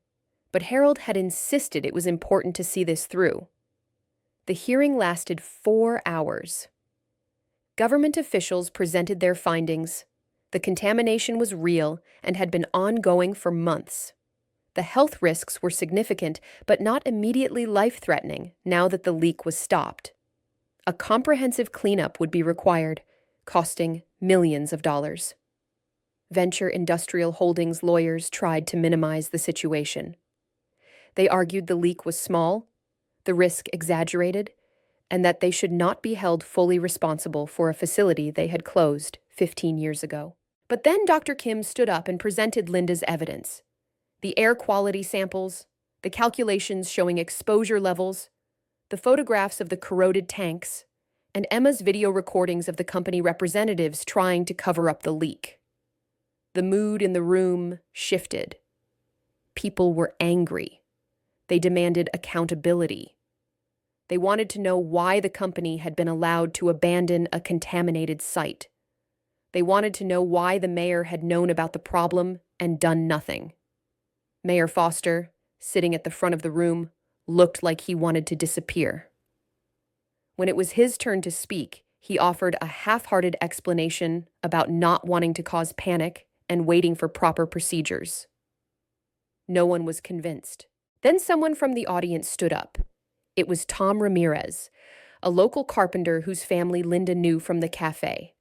"I want to hear from Linda Martinez," he said. "She's the one who discovered this.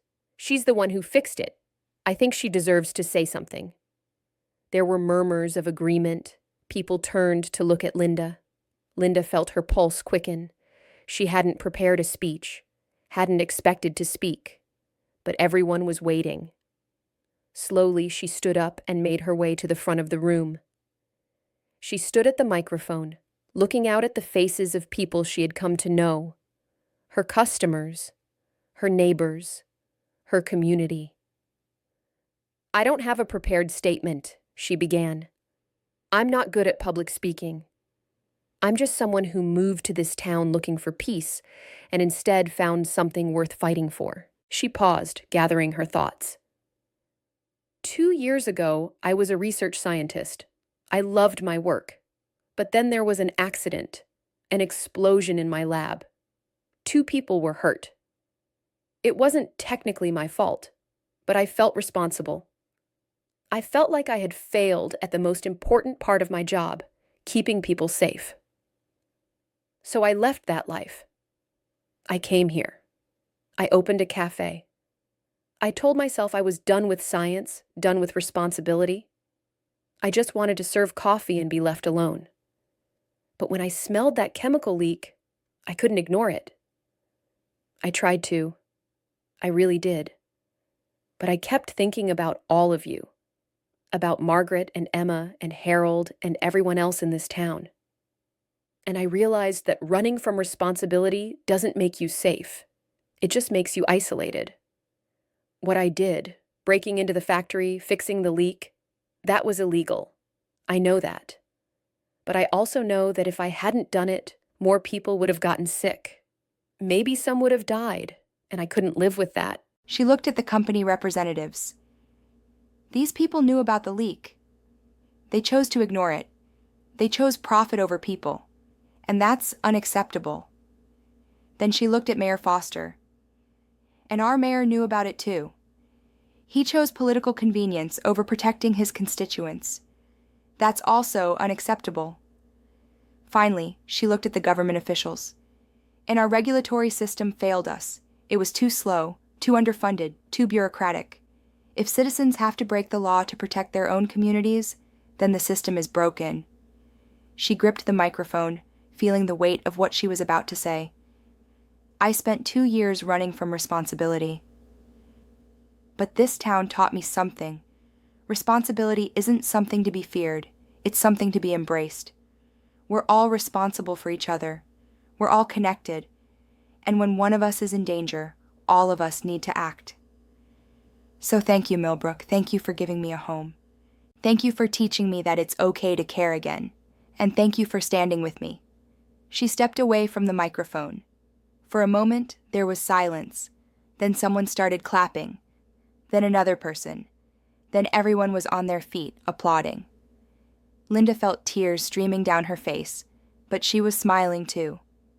This was not what she had expected when she came to Millbrook, but it was what she needed. The aftermath of the hearing took months to resolve. Venture Industrial Holdings was forced to pay for a comprehensive cleanup of the factory site. Mayor Foster resigned under pressure and was replaced by a town councilwoman who promised transparency and accountability. The EPA implemented new monitoring protocols for abandoned industrial sites across the region. And Linda became something she never expected, a local celebrity and an advocate for environmental justice. She didn't seek out the role, but people kept asking for her help. A town 50 miles away had concerns about an old mining site. A community group wanted advice on testing their water quality. A student was writing a paper on citizen science and wanted an interview.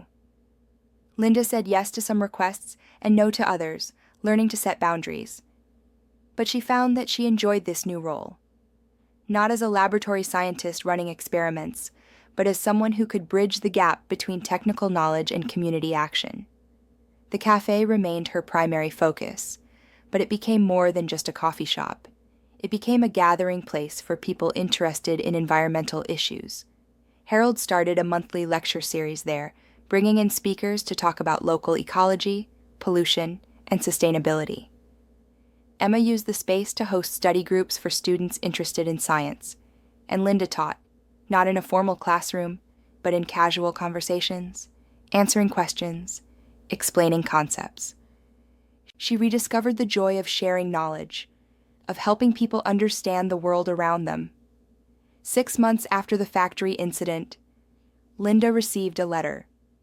It was from the president of the State Environmental Association, offering her a position on their advisory board. It was volunteer work, but it came with a title and official recognition: Environmental Science Advisor. Linda stared at the letter for a long time. This was acknowledgement, validation, a return to the professional world she had left behind. But it was also something more: permission to forgive herself, permission to believe that she could still contribute, still make a difference, still be the scientist she had trained to become. She called Emma into the back room and showed her the letter. "This is amazing," Emma exclaimed. "Are you going to accept?" "I think so. It's part-time. I can still run the cafe, but it would mean traveling sometimes, attending meetings, reviewing environmental policy proposals." "You should definitely do it. This is what you were meant to do." Linda smiled. "Maybe. But I was also meant to make good coffee and listen to Margaret's stories and help you with your homework. I don't have to choose one life or the other. I can have both." "That's very wise of you. I learned it from living here. Millbrook taught me that life doesn't have to be all or nothing. I can be a scientist and a cafe owner. I can be careful and brave. I can remember the past and still move forward." Emma hugged her. "I'm really glad you came to this town." "Me too." That evening, Linda sat at her usual table after closing, looking at the letter again. Margaret came in through the back door. She had a key now, after proving herself invaluable during the factory crisis. "Burning the midnight oil?" Margaret asked, sitting down across from her. "Just thinking. I got offered a position on the State Environmental Advisory Board." "That's wonderful. You're going to accept, of course." "Yes, but it's strange. 2 years ago, I would have said this was impossible, that I'd never work in science again, that I didn't deserve to. And now? Now I realize that deserving has nothing to do with it. It's about what I can contribute, what I can offer, and whether I'm willing to try, even if I might fail." Margaret smiled. "You've come a long way, Linda. We all have. This town has changed me, but I think maybe I've changed it a little too. More than a little. Before you came, we were just going through the motions, living day to day, not really looking at our problems. You woke us up. You showed us that we have power, that we can make change happen. I had help, a lot of help. That's the point, isn't it? None of us can do it alone, but together, we're stronger than we think." They sat in comfortable silence for a moment. Then Linda said, "I got a call from David today, my old colleague from the lab." "Oh, how is he?" "Good. He's doing really well. He wanted to tell me that the lab is reopening, rebuilt with new safety systems. They're recruiting scientists. He asked if I'd consider coming back." Margaret's expression grew serious. "And?" I told him no. My place is here now, but I also told him I'd be happy to consult on safety protocols, to share what I learned from the accident. Maybe something good can come from that experience after all. Something good already has. You. Linda felt her throat tighten with emotion. Thank you, Margaret. For everything. For believing in me when I didn't believe in myself. Oh, my dear, I didn't do anything special. I just saw who you really were, underneath all that guilt and fear. Sometimes we all need someone to hold up a mirror and show us our better selves. After Margaret left, Linda walked home through the quiet streets of Millbrook. The night air was clean and fresh, the stars were bright overhead, and for the first time in 2 years, Linda felt truly at peace. She had come to this town broken and afraid. She had tried to hide, to disappear, to become someone small and unimportant. But life had other plans. The factory crisis had pulled her back into the world, back into responsibility, back into herself, and she had discovered something important. She wasn't the person she had been before the accident. She was someone new, someone who had failed and learned from it, someone who had been afraid and found courage anyway, someone who understood that perfection was impossible, but trying was always worthwhile. She had become, in the truest sense, herself. Part 5. New Beginnings. Chapter 17. 1 year later. A year after the factory incident, Millbrook had transformed. The contaminated site had been cleaned up, the storage tanks removed, and the ground remediated. The property was now being redeveloped as a public park, a green space with walking trails, a playground, and educational signs about environmental stewardship. The town had received national recognition for its grassroots response to environmental contamination. Other small towns facing similar issues reached out for advice. Millbrook had become an unlikely model for community-led environmental action. Linda's cafe had expanded. She had taken over the adjacent storefront and created a community science center, a small space with books, educational materials, and basic scientific equipment. Local students could come there for tutoring.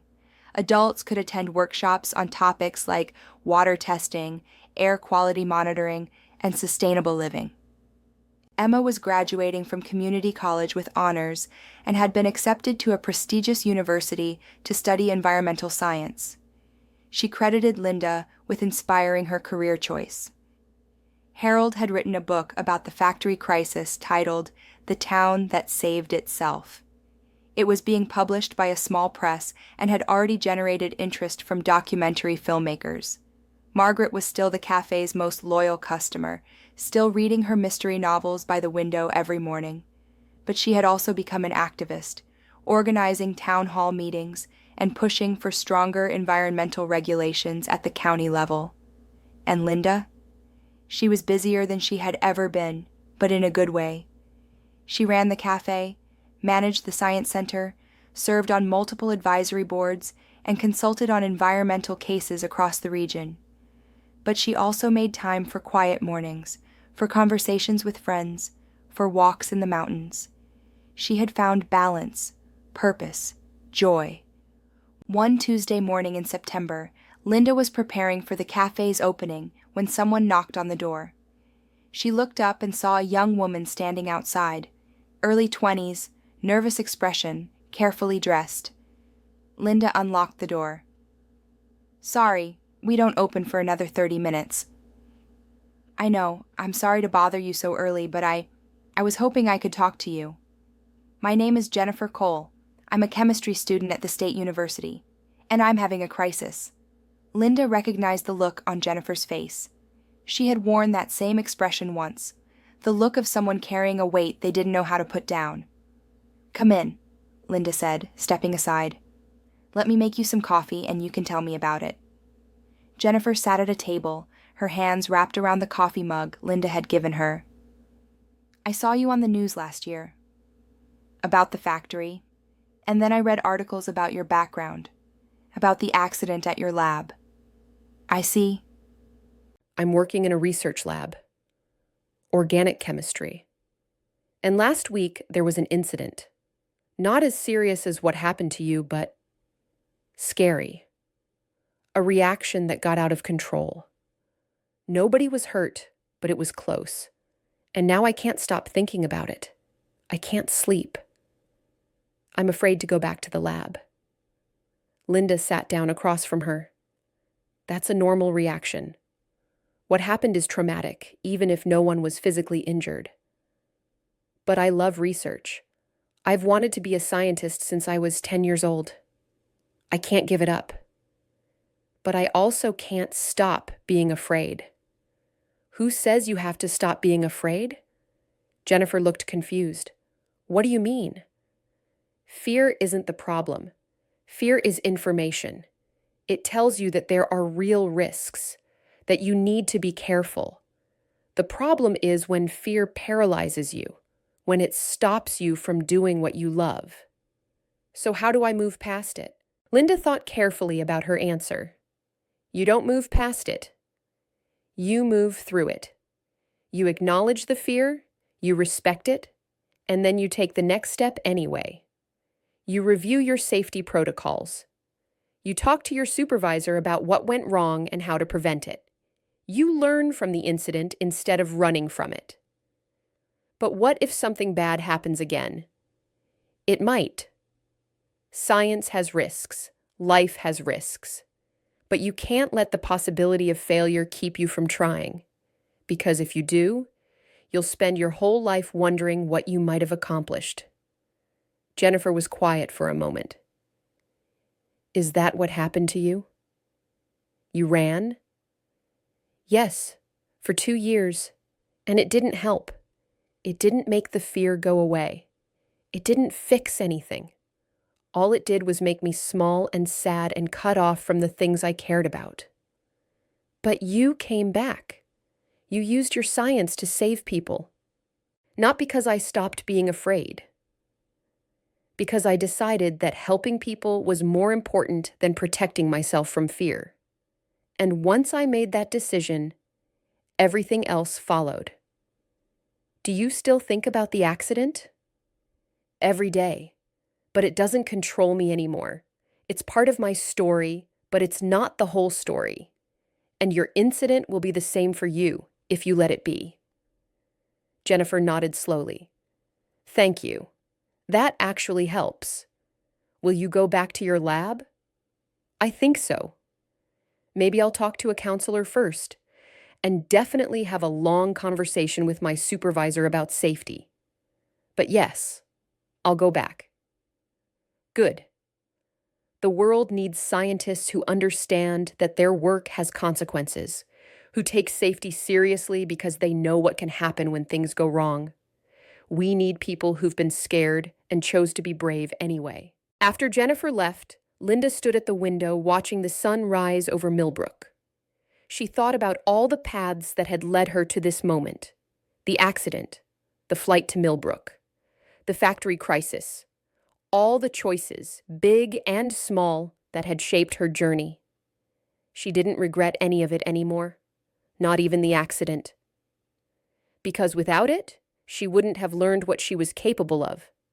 She wouldn't have discovered that courage isn't the absence of fear, it's the decision to act despite it. Emma arrived for her shift, bringing the morning energy and chatter that Linda had come to love. Ready for another day? Always, Linda said, and meant it. On the 1-year anniversary of the night they had fixed the factory leak, Linda organized a celebration. Not a party, exactly.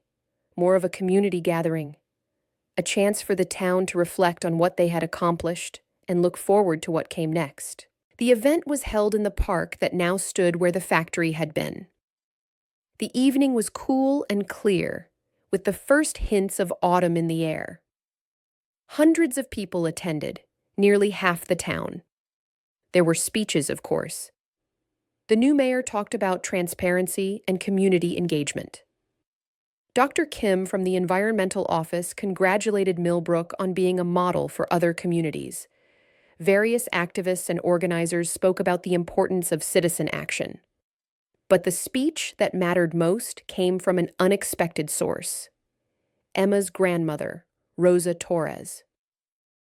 Rosa was 78 years old, small and bent with age, but with eyes that sparkled with life. She walked slowly to the podium with Emma's help and spoke in a voice that was soft but carried across the crowd. "I've lived in Millbrook my whole life," she began. "I raised my children here, buried my husband here. I thought I would die here too, probably sooner rather than later. My liver was failing. The doctors didn't know why. They said it was just old age. But then Linda found the poison. She stopped the leak, and my liver started getting better. The doctors were amazed. They said it was a miracle, but it wasn't a miracle. It was Linda."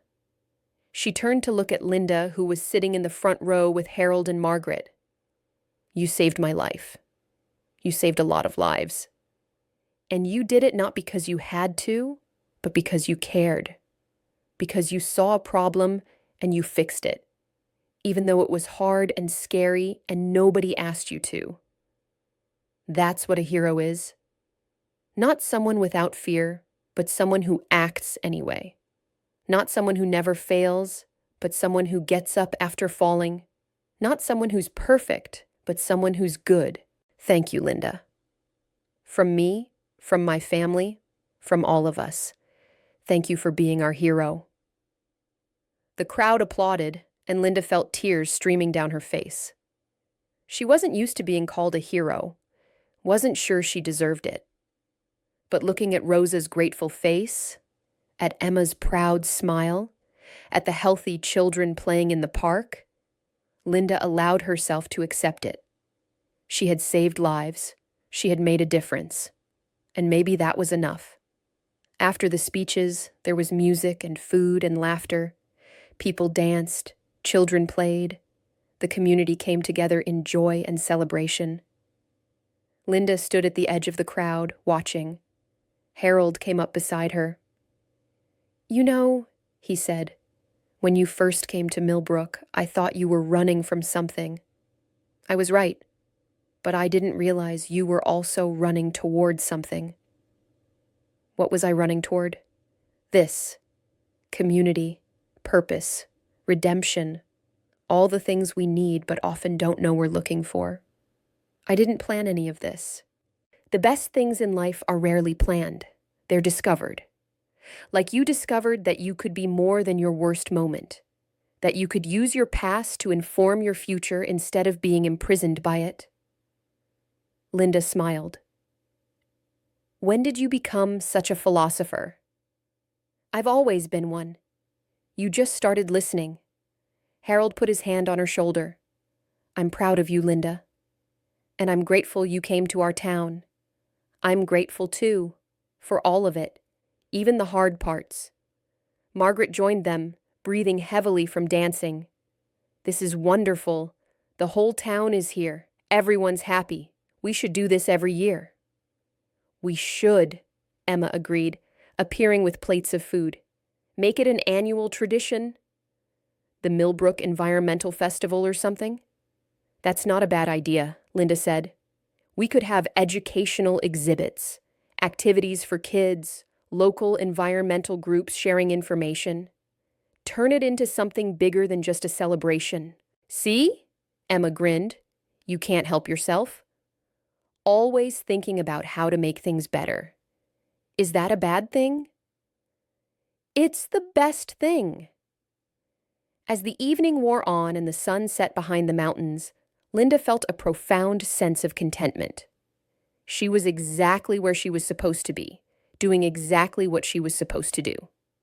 Not because some grand plan had led her here, but because she had made choices, sometimes brave, sometimes afraid, always human, that had shaped her path. She thought about the Linda who had arrived in Millbrook 2 years ago, broken, hiding, afraid to even say her own name. She thought about the Linda who had discovered the factory leak, terrified but unable to look away. She thought about the Linda who had confronted powerful men in the middle of the night, shaking but standing firm. And she realized that all those Lindas were the same person, growing, changing, becoming. 3 months later, Linda received a phone call that changed everything again, but in a good way this time. Dr. Martinez, this is President Wilson from Haven University. I hope you have a few minutes to talk. Linda almost dropped her phone. Haven University was one of the top research institutions in the country.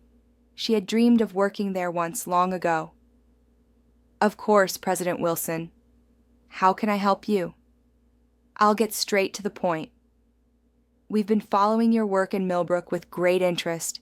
What you did, identifying and addressing the contamination, mobilizing community action, creating educational programs, that's exactly the kind of real-world impact we want our scientists to have.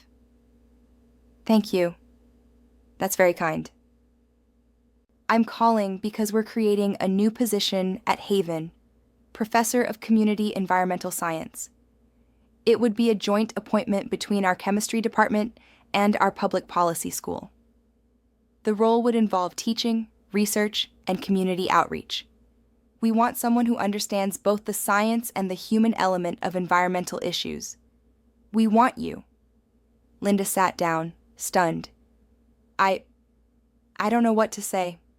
Before you answer, let me tell you what the position would entail. You would teach 2 classes per semester, 1 undergraduate course in environmental chemistry, 1 graduate seminar in community-based environmental action. You would conduct research, but with a focus on practical applications and community partnerships. And you would spend significant time in the field, working with communities facing environmental challenges. That sounds amazing, but I have a cafe and a science center and commitments here in Millbrook. We're not asking you to abandon Millbrook.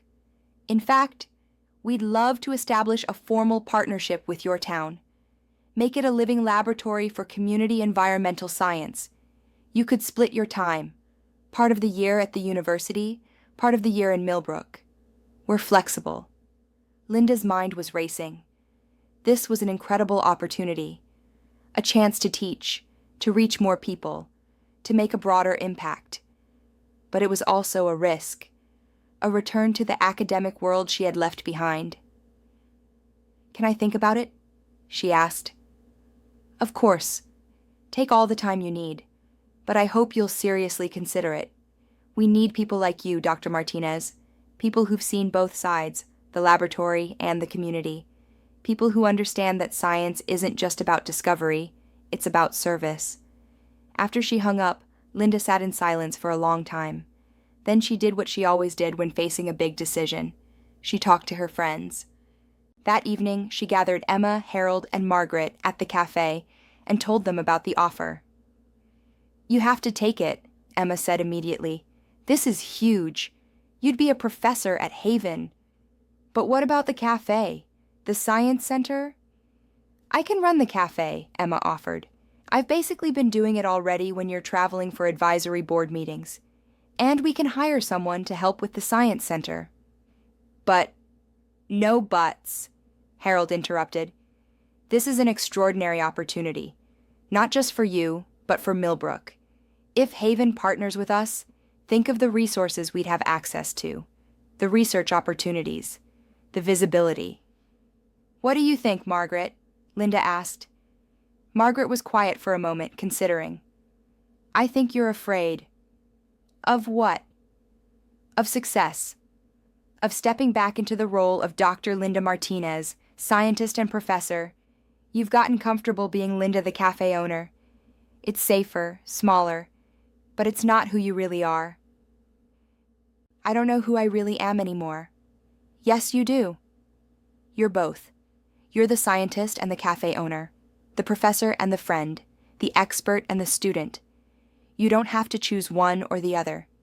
You can be all of it. Linda felt tears welling up. What if I fail again? What if I let people down? Then you'll get up and try again, just like you've been doing.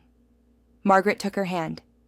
Linda, for 2 years, you punished yourself for one accident, one moment when things went wrong despite your best efforts. Don't let that moment define the rest of your life. Don't let fear of failure keep you from trying. She's right, Harold added. You've proven yourself. You've shown that you can handle pressure, make good decisions under stress, and use your knowledge to help people. You're ready for this. Emma nodded enthusiastically. And you'll still be here in Millbrook. It's not like you're leaving forever. You're just expanding, growing. Isn't that what you've been learning to do? Linda looked at these three people who had become her family. They believed in her, even when she struggled to believe in herself. They saw her potential, even when she only saw her limitations. All right, she said. I'll do it. I'll take the position. They cheered and hugged her, and Linda felt a mixture of excitement and terror, but mostly excitement, because for the first time in years, she wasn't running away from something. She was running toward it. 6 months later, Linda stood in a lecture hall at Haven University, looking out at 60 undergraduate students waiting for her first class to begin. "Good morning," she said, her voice steady despite her nerves. "Welcome to Environmental Chemistry and Community Action. My name is Dr. Linda Martinez." She had practiced this moment in her mind countless times, had worried about how students would react to her, what questions they might ask about her past, whether she could handle the pressure of teaching again. But now, standing here, she felt calm, prepared, right. "Before we dive into the syllabus," she continued, "I want to tell you a story about a small town, a toxic leak, and a group of ordinary people who did something extraordinary." She told them about Millbrook, about the factory, the investigation, the confrontation. She told them about being afraid, about making mistakes, about learning to trust herself again. The students listened, captivated. "The point of this story," Linda said, "is that environmental science isn't just about laboratories and equations and abstract principles. It's about people, real people in real communities facing real problems. And sometimes, the most important thing you can do as a scientist is not to discover something new, but to apply what we already know to help those who need it. This class will teach you chemistry, but more importantly, it will teach you how to use chemistry to make a difference, how to identify environmental hazards, how to communicate complex information to non-scientists, how to work with communities to solve problems, because that's what science should be, a tool for improving lives." The class was everything she hoped it would be. The students were engaged, asking thoughtful questions, challenging her assumptions. Linda felt alive in a way she hadn't in years, her mind sharp, her purpose clear. After class, several students stayed to talk. One young man asked, "Dr. Martinez, you mentioned an accident in your past. Can you tell us more about that?" Linda had expected this question, had decided how she would answer it. "7 years ago, I was leading a research project that ended in an explosion. 2 of my colleagues were injured. The accident wasn't my fault. There was a defective valve that no one could have detected, but I blamed myself anyway. I left science for 2 years because I was afraid of failing again." "What changed?" a young woman asked. "I realized that fear of failure was itself a kind of failure, that avoiding risk meant avoiding life, and that the only way to honor the accident and the people who were hurt was to learn from it and become better. More careful, more thoughtful, more humble, but also more willing to try. Do you still get scared? Every day. Fear doesn't go away.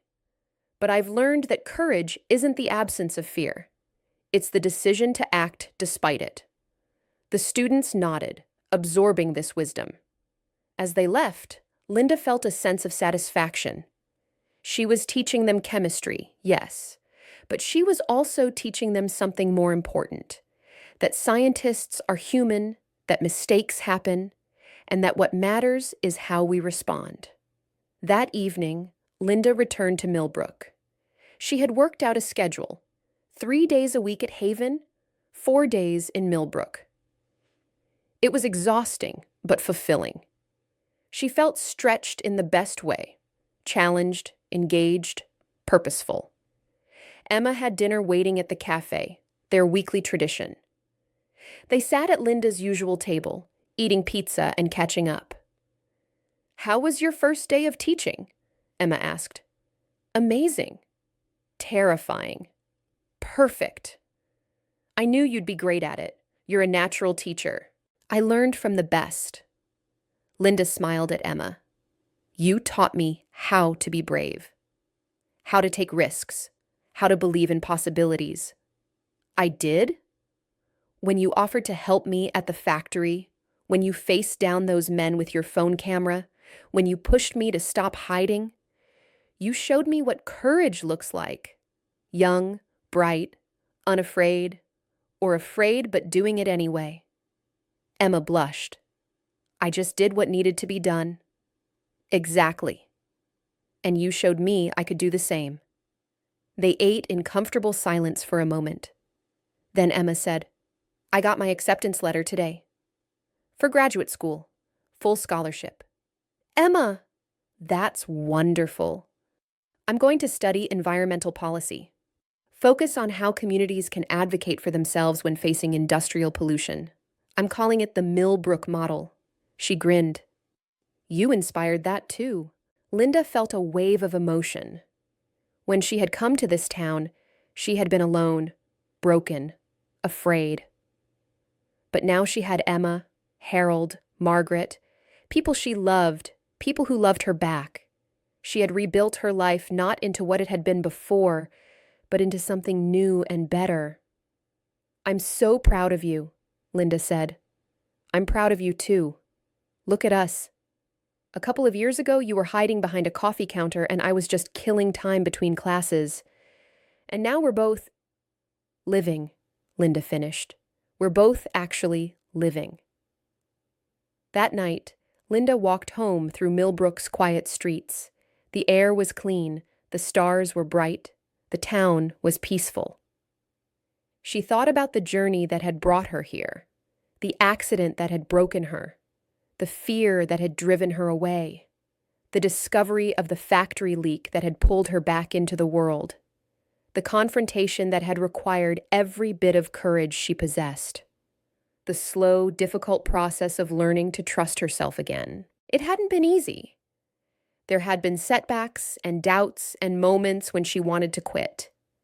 But she had kept going, and slowly, step by step, she had transformed from someone running from her past into someone building a future. She was still Linda Martinez, the scientist who had experienced a terrible accident. But she was also Linda Martinez, the woman who had saved a town, the professor who inspired students, the friend who showed up, the person who had learned that failure wasn't final, that fear could be overcome, and that it was never too late to become who you were meant to be. As she reached her apartment and looked back at the sleeping town, Linda smiled. Millbrook had given her a second chance, and she had taken it, not by forgetting her past, but by integrating it into her present, not by becoming fearless, but by choosing courage anyway, not by being perfect, but by being real. She had come to Millbrook looking for an ending, an escape from pain and responsibility. Instead, she had found a beginning, a new life, a new purpose, a new version of herself. And she was finally, truly, at peace. 5 years later, Linda stood at the window of the Millbrook Community Science Center, now a 3-story building with laboratories, classrooms, and a library.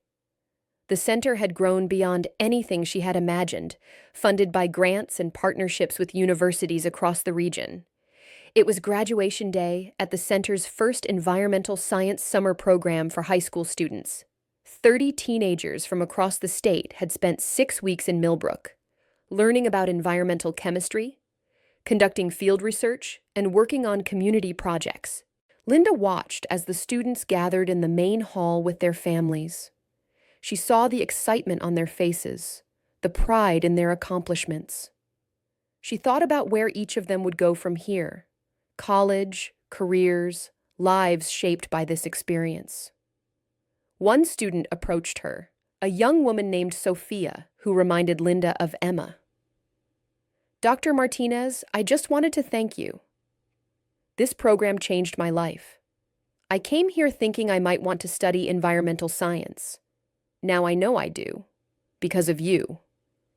"Because of all of us," Linda corrected gently. "You did the work. You asked the questions. You pushed yourself. I just provided the space and the tools. But you showed me what's possible, that science can be about helping people, not just publishing papers. That's what I want to do, be like you." Linda smiled. "Then be better than me. Learn from my mistakes and make new ones of your own. Be brave when I was afraid. Stand up when I ran away. The world needs scientists who care, who engage, who use their knowledge to make life better for everyone." After the graduation ceremony, Linda's friends gathered for a celebration at the cafe. Emma was there, home from graduate school for the summer. Harold had just published his second book. Margaret was still reading Mysteries by the Window, now 93 years old but still sharp as ever. David and Sarah came too. Her old colleagues from the accident, now close friends who visited Millbrook regularly. They had watched Linda's transformation with joy and pride. "Remember when you first came here?" Emma said, raising a glass. "You could barely look people in the eye. You just wanted to hide. And look at you now. Professor, author, activist, mentor. I couldn't have done any of it without all of you," Linda replied.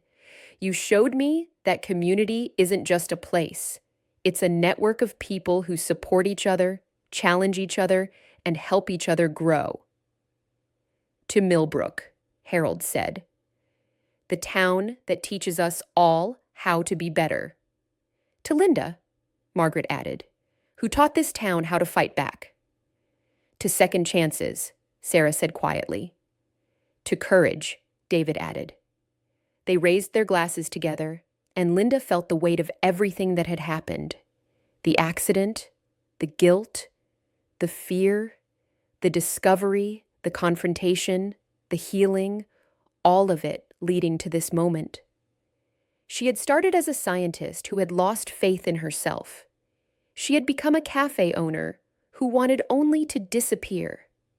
But through the challenges and choices and connections she had made in Millbrook, she had transformed into someone new: a teacher, a leader, an advocate, a friend. She had learned that heroism wasn't about being fearless or perfect.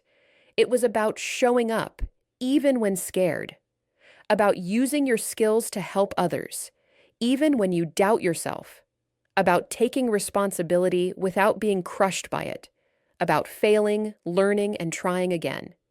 She had learned that you can't run from your past, but you can use it to build a better future. That mistakes don't define you.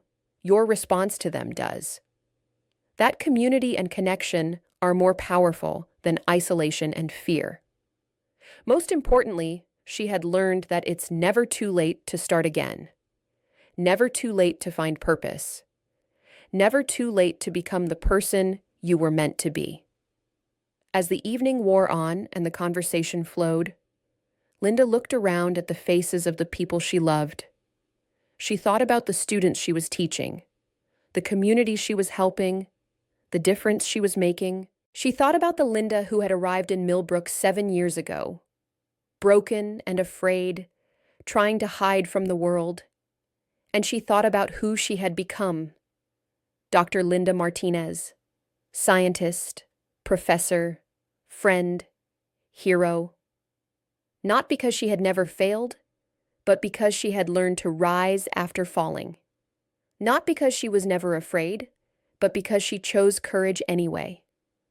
Not because she was perfect, but because she was real. And that was enough. More than enough.